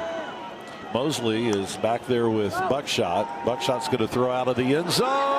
Picked off at the 25-yard line. First interception by Buckshot this season. It's Ware who comes up with it. Yeah, and it is a costly one. He threw this to the inside. No chance for B.J. Farrow to close in on it. Now, did the nose of that ball hit the ground? We'll see if we have another look, perhaps. Hard to tell there if the nose of that ball hit the ground and popped up a little bit, or if he caught it cleanly. Let's take another look. That ball might have moved around a little bit. We'll see if the officials deem it worthy of another look. Certainly on a potential game-changing play like that, you want to be absolutely certain. They were looking at it pretty close, but they'll say it was an interception. They say he must have had possession, even if it did touch the ground. It didn't affect the catch. So Buckshot Calvert's first interception of the season gives the Sycamores great field position from the 28-yard line. First down and 10, only down by 4. The defense of Liberty had done such a good job, and now they're forced to go right back out there again. A lot of motion, a lot of deception by that offense. Sparks wants to throw to the sideline, incomplete. Brandon Tillman there on the coverage. He was looking for the redshirt freshman, Zach Larkin, the tight end. Tillman breaking it up, so it's second down 10. You're seeing, though, even on that last play, the linebackers are getting sucked in. You just keep thinking it's going to be the run. That's what they do so much. Booker. Yard gain. Kedrick Bradley, a pretty strong hit. We've called his name a couple of times tonight. He's getting an opportunity. He's taking advantage of it, and quickly, 3rd and long. These are the plays your defense has to make. You got to get off the field here. No doubt they're tired. They've been out there a lot. You got to find a way to get off the field and hold them to a field goal opportunity. Sycamores are 4 of 11 on 3rd down conversions. This is 3rd and 9. Sparks, pressure, gets away. Brown's chasing him. Pass is caught, but not enough for the first down. Out of bounds at the 26-yard line. It's going to be 4th down and about 7. Morgan made that catch.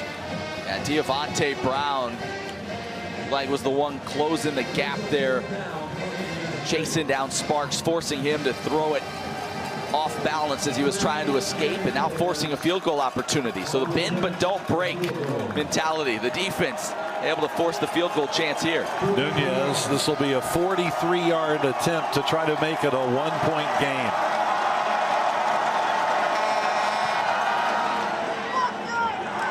And he does. Indiana State has to settle for a field goal after that turnover, the interception. So Liberty's defense plays really tough. Yeah, moral victory. You know, you hate that term, but that's basically what it was there. To have turned the ball over where they did, hold them to just 3 points, you have to be pleased. Indiana State down by only 1.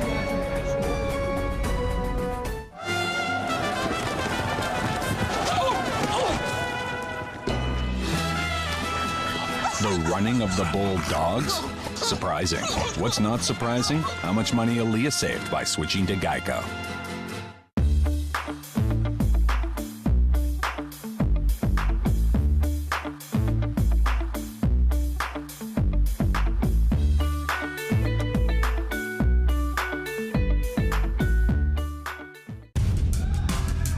What's the Big South? What's the Big South? What's the Big South? It's our home. It's our home. Rooted in excellence. Built from hard work. It's our backbone. An undeniable will. Driven to surpass our potential. It's our heart. Unbreakable bonds. And our journey.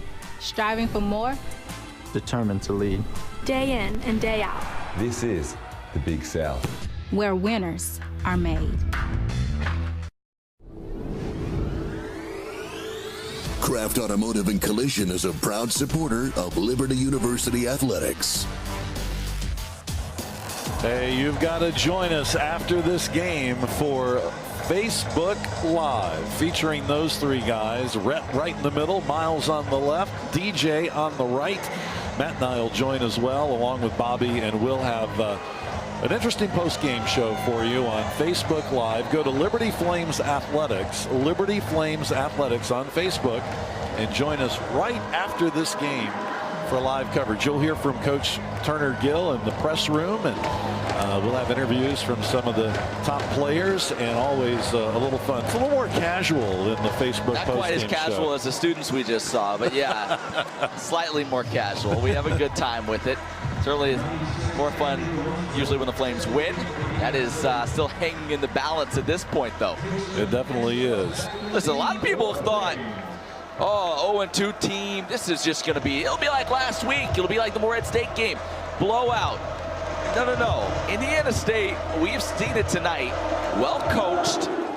They're a tough bunch, and their defense, while they've given up some big plays on the outside, the defensive line is stout, and they've given the Flames all they want tonight. Andrew Lunsford with another touchback.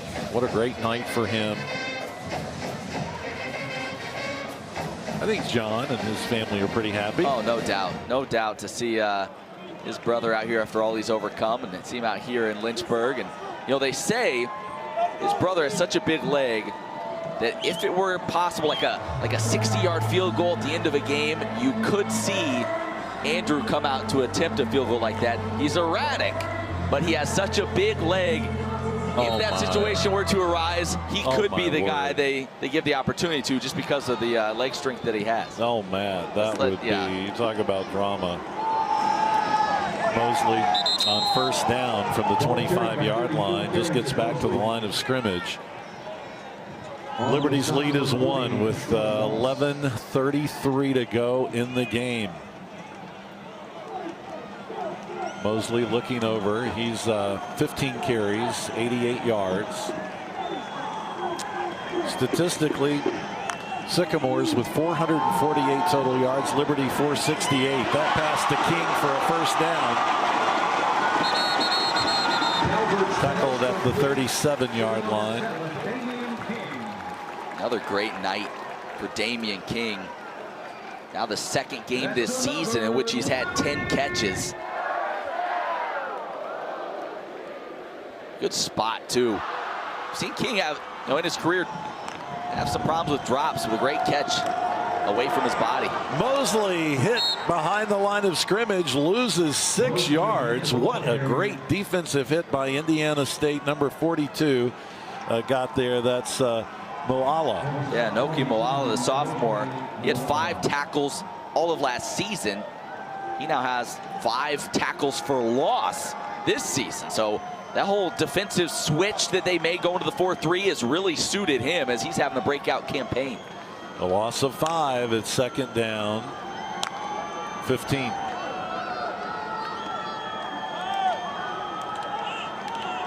Liberty with 2 receivers to the near side, 1 to the far, and the handoff right up the middle. Mosley picks up about 6. It'll be 3rd and long. Boy, huge third down opportunity here. Liberty's 50% on third down conversions in this game. Yeah, 3rd and 10. 1-point ball game. Liberty's been so good. You mentioned what they've done tonight. They were over 60% on the season converting on third down coming into the ball game. They go with 4 wide here.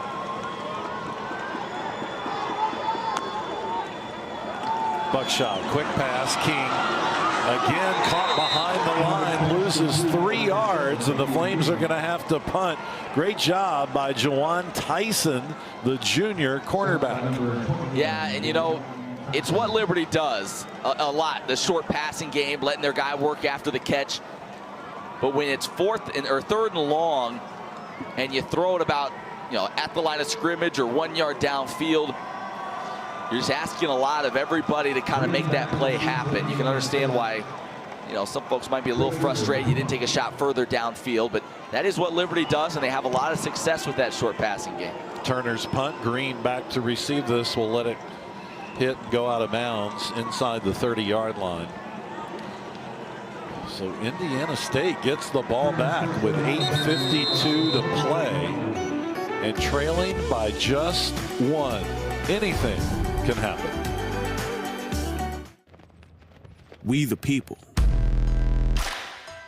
We are innovators, dreamers, leaders. Yeah, we feel pain. We get tired, but it won't stop us. God's call is our pursuit, and we will champion His name.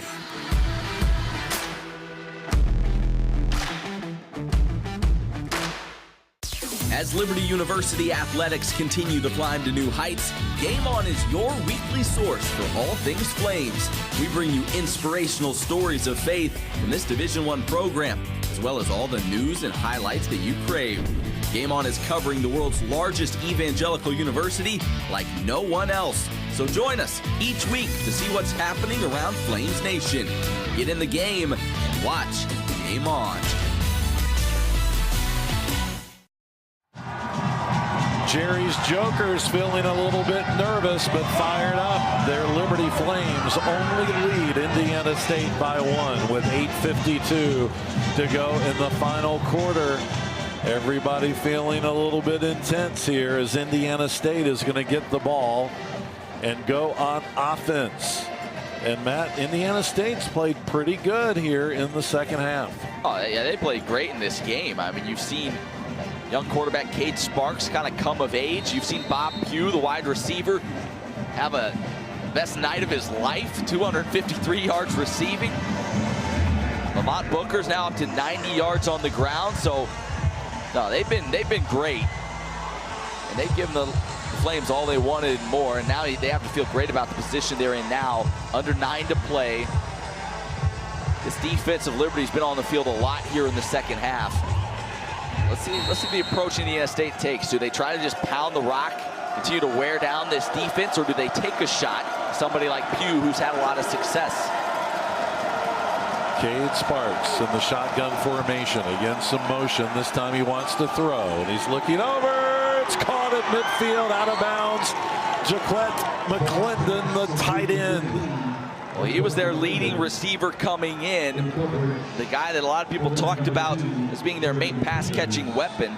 Liberty coaches kind of compared him to a Kendall Kuhlman, a former Flames athletic tight end. Not the tallest of guys, but an athletic pass catcher. And he's made some plays here tonight, including the catch on the fake punt.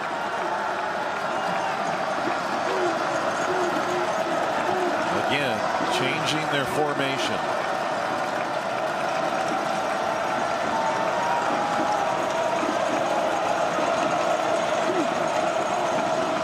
Booker up the middle, picks up 3. Brown again hits him at the line of scrimmage, but clock runs with 8 minutes to play in the game. Indiana State 0-2. They lost to Tennessee on the road in front of 99,000 fans last Saturday, so they're not going to be affected at all by the crowd.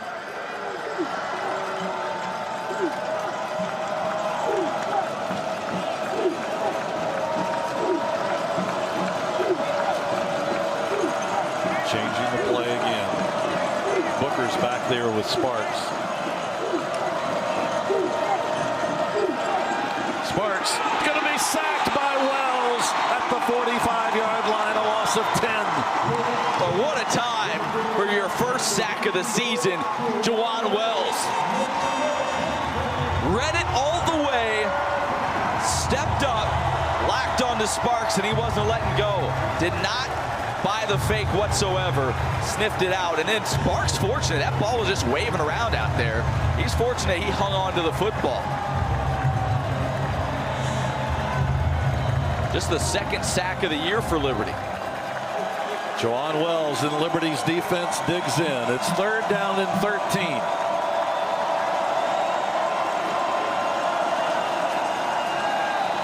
Pass caught.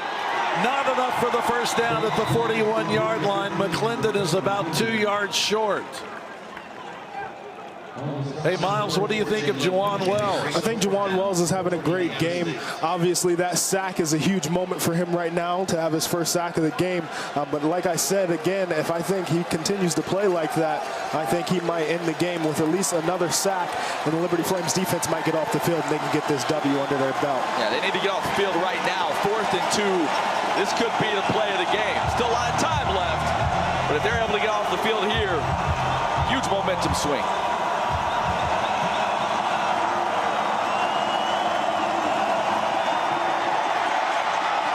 Sparks pass, picked off. Liberty's got it inside the 20. Jimmy Fox with the interception. Jimmy Fox, how about it? First time we've called his name tonight, making a clutch play in a huge moment for this defense. You saw the pressure coming. Got up in the face of Sparks. It comes off the edge. See Devontae Brown, Jalen McKinney, both right there. Fox doing a great job getting his head around, picking up the football, and hauling it in as they were trying to feed their tight end, McClendon. Cade Sparks throwing his first interception of the game. Fox with his first interception of the season. And Liberty's defense turns the Sycamores away. The Flames offense is on the field from the 18-yard line. 1st down and 10 for Buckshot Calvert. The Flames lead only 1. The quick pass out to Gandy Golden. Golden, 25-yard line to the 29. It's a Liberty first down. They get back to that short passing game. Golden up over 170 yards receiving now on the night. If you're Liberty, although it's against your nature, you want to work some clock here if you can. Down to 5.5 minutes. Now, you're not going to turn down a touchdown strike either. But if you can work some clock and work your way down for a score, that is the ideal scenario. Carrington Mosley. 6-yard run on 1st down. Boy, and I'd just ride that big horse right there wearing the 3-4. Feed him the rock. Let him go to work. 5:05 to play in the game. Liberty scored first in this contest, but Indiana State took the lead to start the 3rd quarter. Flames battled back, but it's a 1-point game. Buckshot's pass complete, 35-yard line. Looks like a first down at the 39. That catch made by B.J. Farrow. Yeah, he was wanting a flag. He was wanting a late hit on the end of that as he got driven almost into the bench. The officials are talking at about the 40-yard line.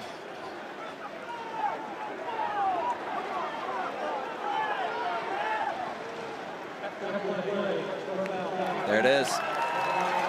15-yard penalty, first down. Last little shove. Boy, you talk about just a dumb penalty at this juncture of the game. That's DeJon Tyson.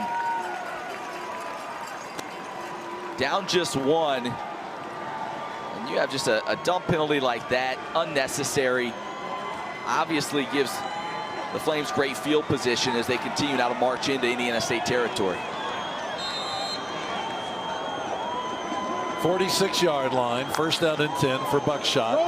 The handoff to Mosley. Mosley will pick up 2. Carried by 34, Carrington Mosley. Clock's running. I think it's getting a little chippy down there here down the stretch, Mike. Yeah. Officials getting in there and trying to clean things up. Liberty running some clock. Cephas Reddick is coming back into the lineup for Liberty.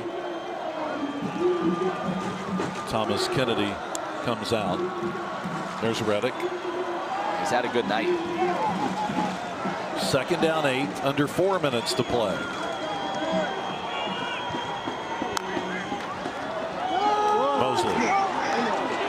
This time he'll pick up maybe 2. And again, Indiana State's front 7 so good. That was Moss who wrapped him up. Moss, really the leader of this defense, did a good job getting low. It's all about leverage right at the point of attack there. Got low underneath of Carrington Mosley, able to stand him up for a short gain as the clock keeps ticking. Big third down here now for Liberty. Not in field goal range yet. Does he look winded or what? Some deep breaths. I'll tell him that you were questioning his conditioning, Mike. No, I wasn't saying he was out of shape. Yeah, Carrington will come talk to you about that. Timeout, Liberty. Flames will have 1 timeout 30-second timeout. Indiana State has 2 timeouts left. Yeah. You know, Todd Macon is supposed to get back in the lineup maybe 2 or 3 weeks from now and give Mosley a little break. Well, yeah, you've already got 3 running backs that have played well this year. Macon was really kind of the featured back a year ago, and you know how good he is, especially in short yardage, goal line situations. Yeah, when he gets back there, it will be interesting to see how they divide the carries. And it does add another weapon to this offense, as if they need more. Liberty trying to win its first game ever against Indiana State, 0-2. Remember last time they played, Matt, September 2014, we were supposed to fly out and our flight got canceled. We thought we were going to have to take a car ride all the way 600 miles through the game, but instead the university let us use their private plane and we got there in like 30 minutes. It wasn't too bad. It worked out. It worked out fine for us, not for the team, because Liberty lost it. 3rd down and 6. Buckshot wanted to step up, in trouble, trying to get to the outside, looking downfield, throws it incomplete. A flag. A late like another flag. late hit. Buckshot was hit out of bounds by, I think it was number 40 who hit him that time. Moss, yeah, Moss did. We might get to see it again. That would be huge. Personal foul, roughing the passer, defense, number 40. 15-yard penalty, first down. Wow, game changing. You know, he just didn't know where he was. Well, that's tough. You know, it wasn't anything that was a shot to the head or anything like that, but they're expecting him to let go once the ball is out. And that's a tough call. I think to the letter of the law, it's probably the right call, but that's tough in that situation as a linebacker. When you get your hands on him, you know what, I take it back. He had time to see that the ball was out there. I thought he had locked onto him before he let it go. Probably the right call. Mosley dives to the 23-yard line. Liberty would have been facing a 4th down and long. Instead, they have 1st down inside the 30. That's game-changing, because even if Liberty doesn't get points here, they're using a lot more clock. If they're able to run the play clock down, they could use another 1.5 minutes if Indiana State doesn't start using any timeouts. So game-changing play. 2 huge personal fouls on this drive go against Indiana State. Mosley still in the backfield. Shotgun formation again for Buckshot Calvert. Yeah, I wouldn't put it in the air at this point. I would just keep pounding it. Mosley inside the 25. So now they force Indiana State to use a timeout. They'll only have 1 left. Now timeout you have the decision. Indiana State, 3rd and 7. Their 2nd timeout of the half. Run it, force them to use their last timeout. timeout. Or with this much time, I think the better decision is try to pick up this 1st down and keep possession, keep working your way down the field. So I would expect the Flames to put the ball in the air here. Kurt Mallory in his first season at Indiana State. After 2 decades as an assistant at several schools, Akron, Ball State, Illinois, Michigan, Wyoming. He's 48 years old. And I have a feeling Indiana State's going to be pretty good in the next few years. He's 0-2 to start the year.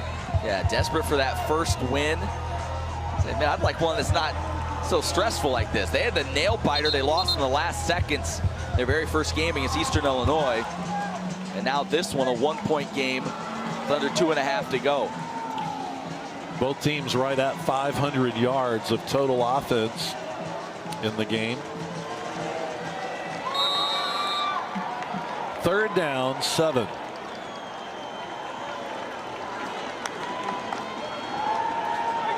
Buckshot, pressure right up the middle, gets away. Now he's going to try to scramble, but he's going down, and he loses 8 yards. Yeah, you can't do it. You just push yourself back into a much more difficult field goal opportunity. He made the first guy miss. Called Indiana State. As Indiana State used their last timeout. Made that first guy miss. Timeout. If there wasn't something there right away, he's just got to throw that thing away and get the shorter field goal opportunity. But he lost 7 yards. Here's the first guy who makes miss. Little chip block there from Mosley. He's got to get it out now. Don't tuck in and try to run. You got to throw it away at that point. Instead of it being 4th and 7 and having, what, about a 41-yard field goal? Now you back it up to a 48-yard field goal. Alex Probert's been great, but certainly the degree of difficulty just grew exponentially. It's awesome having you with us on LFSN television and video. Our executive producer is Kevin Keys, executive director Casey Spyron.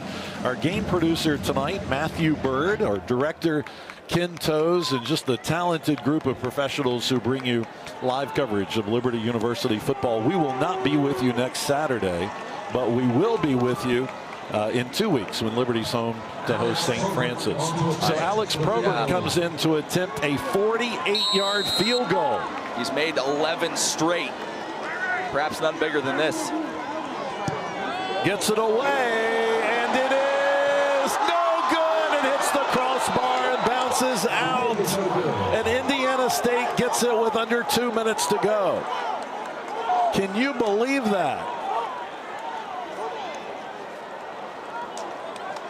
The accuracy could not have been better.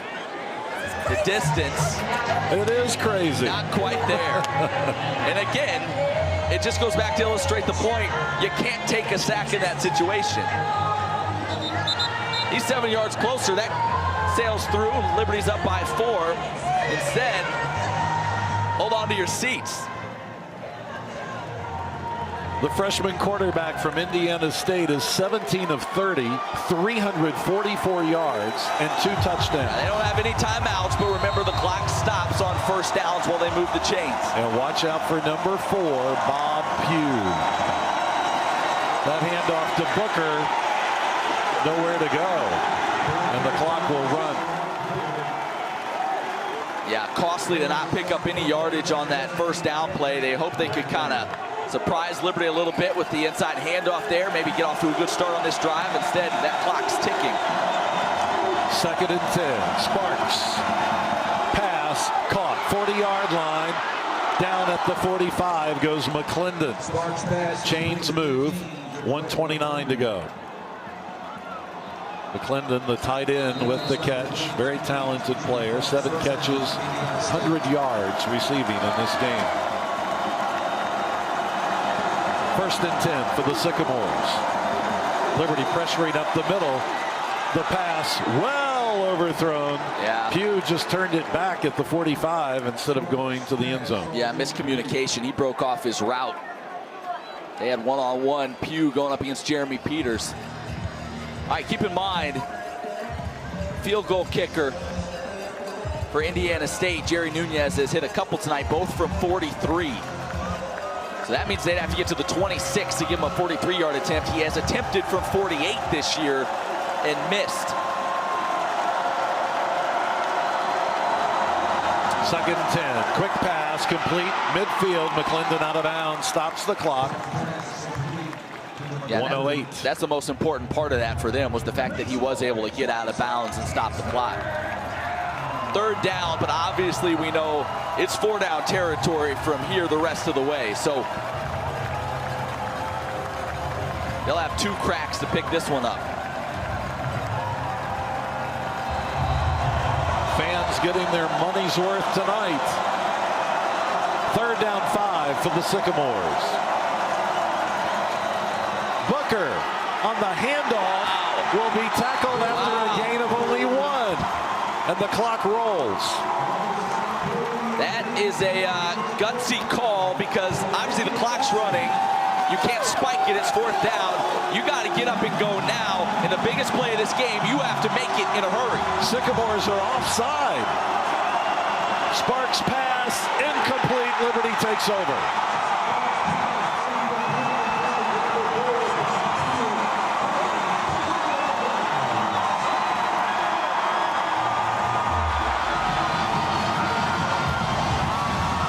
That 3rd down call, Mike, that put them in a tough spot.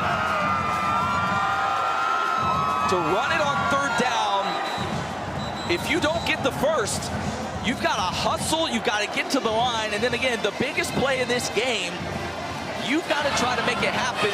Before the snap, Liberty called timeout. Oh, my! Their 3rd and final timeout. Are you kidding me? It will be 4th down. What a break! For Indiana State. Well, forget what I was just saying. Indiana State had to hurry. Liberty just gives them a break by letting them regroup and go talk about it. I don't know quite why you would call a timeout there when they're basically having to hustle as fast as they can, clock moving, make it all happen, the biggest play of the game, knowing they're running out of time, and you give them the chance to talk about it. Whoa. It's a roller coaster ride, Mike. Coach Gill has told us he is the only one on the Liberty Flames team that can call timeout.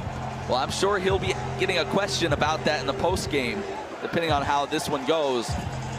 But new life. It looked like it was over. It was over. Well, from our location up in the press box, we look right down the line of scrimmage, and I thought the Sycamores were offsides. They had a receiver that was about a yard past the ball. I was expecting a penalty, but we didn't get one of those either. Now you're asking this defense to do it all over again. 4th down, 40 seconds to go. The Sycamores trail by 1. And they get another opportunity.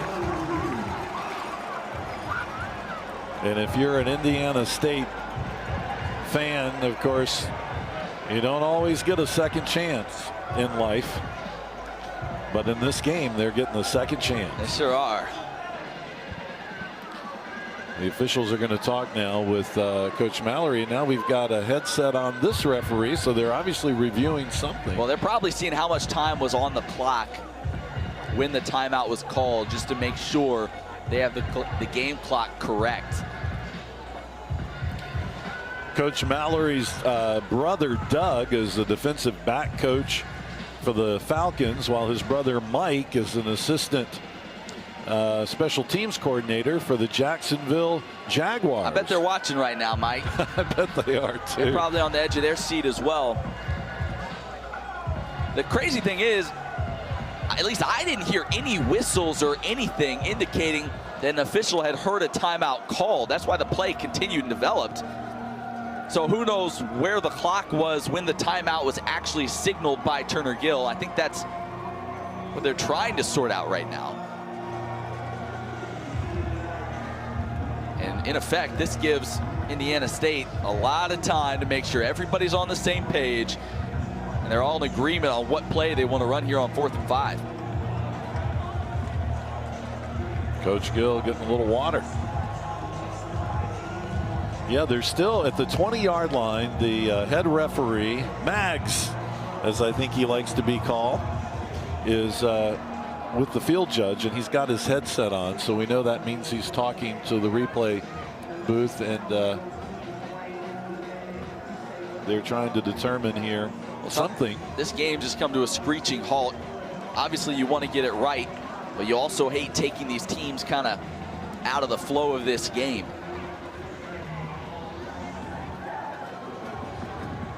Indiana State is off next Saturday. Liberty goes to Alabama to play Jacksonville State, currently ranked number 5 in the FCS National Top 25 FCS poll. Liberty trying to go 3-0 for the first time since 2008, a year when they started the season 6-0 and went on to win a program record 10 games. 40 seconds away from a 3-0 start. Well, I know this. If I'm this Liberty defense, I make sure I know where Jaquette McClendon is. The senior tight end, made some big plays for them tonight. Bob Pugh certainly has as well down the field. But I would make sure I'm locked in on Jaquette McClendon because he's that kind of sure-handed receiver I would expect Indiana State to look to in this situation. Well, if it's true that Liberty took a timeout, let me just say they're getting their money's worth. It's the longest one we've seen. The officials are still at the 20-yard line, at least the head referee. I wonder if he's talking to folks in Charlotte. You know, they have a whole replay center in Charlotte. I don't know if this game has tapped into that or not. I wonder if he's just calling family and friends at this point. I mean, who could he be talking to for this long? Okay, we're about to find out. Oh, my goodness. Can't imagine what he's going to say. Please reset the game clock to 1 minute.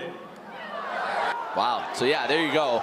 20 seconds added to it that had run off apparently during that last play. And I find it hard to believe that that last play took 20 seconds. So that seems like a lot of time. Like I thought maybe 6 or 7 seconds might be added. Oh no, he's put the headset back on again. Not Coach, well, Coach Gill has, but the referee went back to the 20-yard line and he, oh, okay. You know, no one has been a head official at a Liberty game more than this guy. The ruling on the field, before the 4th down play, Liberty had called a timeout. Please set the game clock to 1 minute and 4 seconds. It will be 4th down, Indiana State, and we'll start on the snap. 24 seconds added. That almost, like, when did they call it? Right after the 3rd down play, and they took that long to sit. Like, I mean, it's not like the play took 24 seconds. The clock stopped as soon as the play was over. This is bizarre. I think that's what Turner Gill's asking too. Well, and the athletes have been standing around here for practically 5 minutes longer. They seem to know what they're going to do, though, it looks like. Way better after all that time. Had enough time to talk about it. It's going to be 4th down and 5 for Indiana State. 1:04 to play in the game. They're down by 1 point. The ball is at Liberty's 48-yard line. They need a first down. This is the ball game. All the officials have huddled again.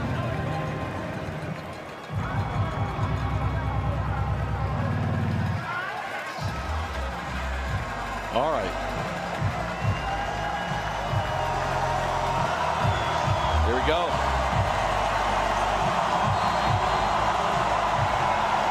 You know the story. Who's going to write the chapter?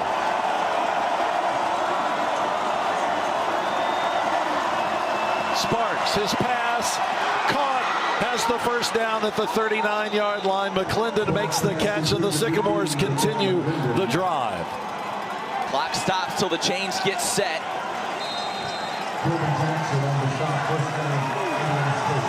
Plenty of time now. You're very close to getting into field goal range. You don't need to rush too much if you're Indiana State. Flames were coming. That pass complete to Pugh. Pugh is tackled at the 32. Clock runs. Nobody has a timeout left. Yeah, 48-yard field goal at this point. They feel like that's within Jerry Nunez's range. Sparks with 30 seconds. Looking over the middle. The pass is caught at the 7. Yes, it's ruled a catch, and the clock stops as they move the chains. Morgan with the catch. 21 seconds to go. Well, now you just run this clock down and take your field goal. And I think head referee calling a timeout. The ruling on the field is a completed catch.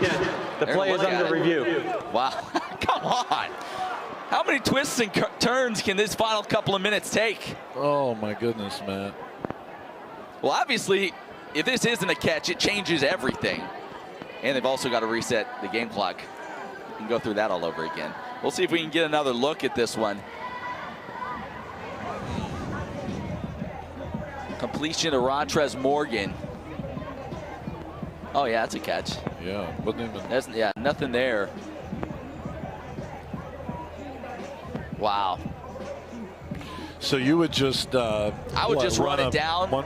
Or maybe spike. What would you do? Spike it or 16 seconds? Yeah, I would run it down to about 4 seconds, spike it, go out there and kick your field goal. So right now, looking at a 23-yard field goal, chip shot. Wow. This game was won, Mike. It was over. They were celebrations on the field. Oh, no. Yeah, that was, I can't believe it. I mean, After review, the ruling on the field is confirmed. It's a catch. First down, Indiana State. none of us saw that timeout being called at all. So it didn't seem that Coach Gill contested it, though, at all. It's hard to tell. There was so much delay and commotion there from reviewing and all that kind of stuff. So, wow. We said anything can happen. 16 seconds to go. Indiana State down by 1 at the 6-yard line. No timeouts left. The clock is running. Sparks spikes it, stops the clock with 5 seconds left, and here comes the field goal unit. It's going to be decided by a field goal. Well, what a drive by that young man, Cade Sparks, here in crunch time. Granted, he was given new life with that timeout on the first 4th down play, but he's taking advantage of that. This is going to be a 23-yard attempt by Nunez to win it.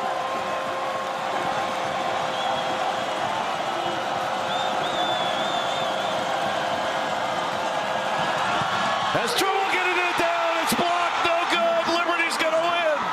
The Flames win it. Oh, does Turner Gill feel like he just got a breath of fresh air? Oh, boy. You could see it right on the snap. It looked like the holder didn't quite get it clean, and I'll be interested to see if that affected the kick. Wow. Crazy, unbelievable finish. And the Flames are 3-0 for the first time since 2008. And they knock off Indiana State for the first time ever. Yeah, 3-0 by the skin of their teeth. But a win's a win. Thanks for the drama, Coach. Wow. What a win for the Flames. Here's another look at it. Let's see. A little low. You know what? He got it there, though. And was that Corbin Jackson that got a hand on it? 28. Ended up getting a good job getting that ball down. Yep, it was. Corbin Jackson got his right hand on the football. And the Flames win in about the most dramatic way possible.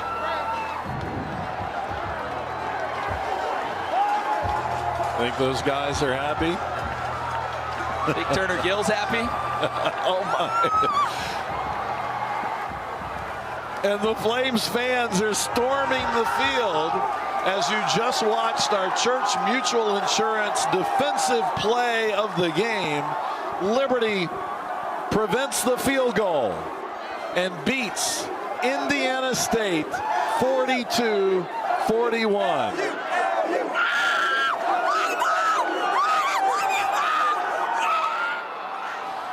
What a great game in Liberty's final season at the FCS level. 30 years playing Division I, AA FCS football, headed to the FBS, and what a great game here at home for the home fans.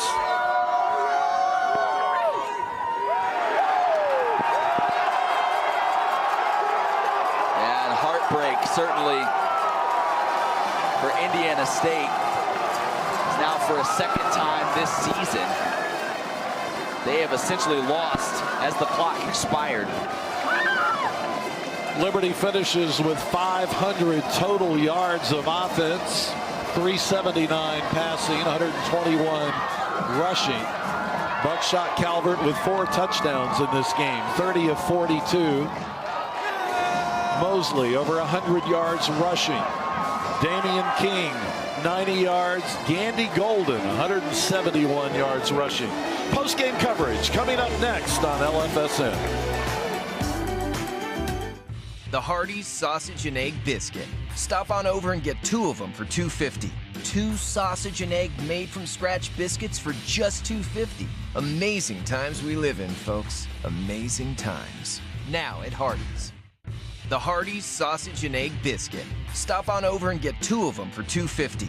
2 sausage and egg made from scratch biscuits for just $2.50. Amazing times we live in, folks. Amazing times. Now at Hardee's.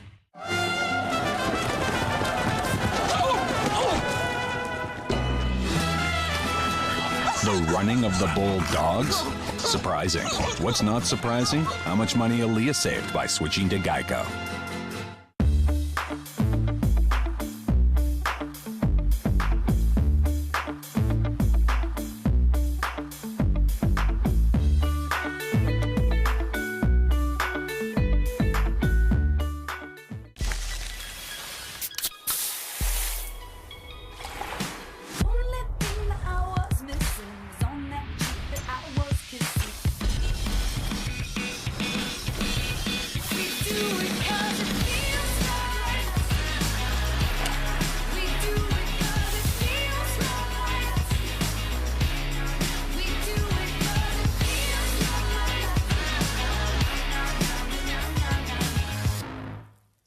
This is where heart rules hype,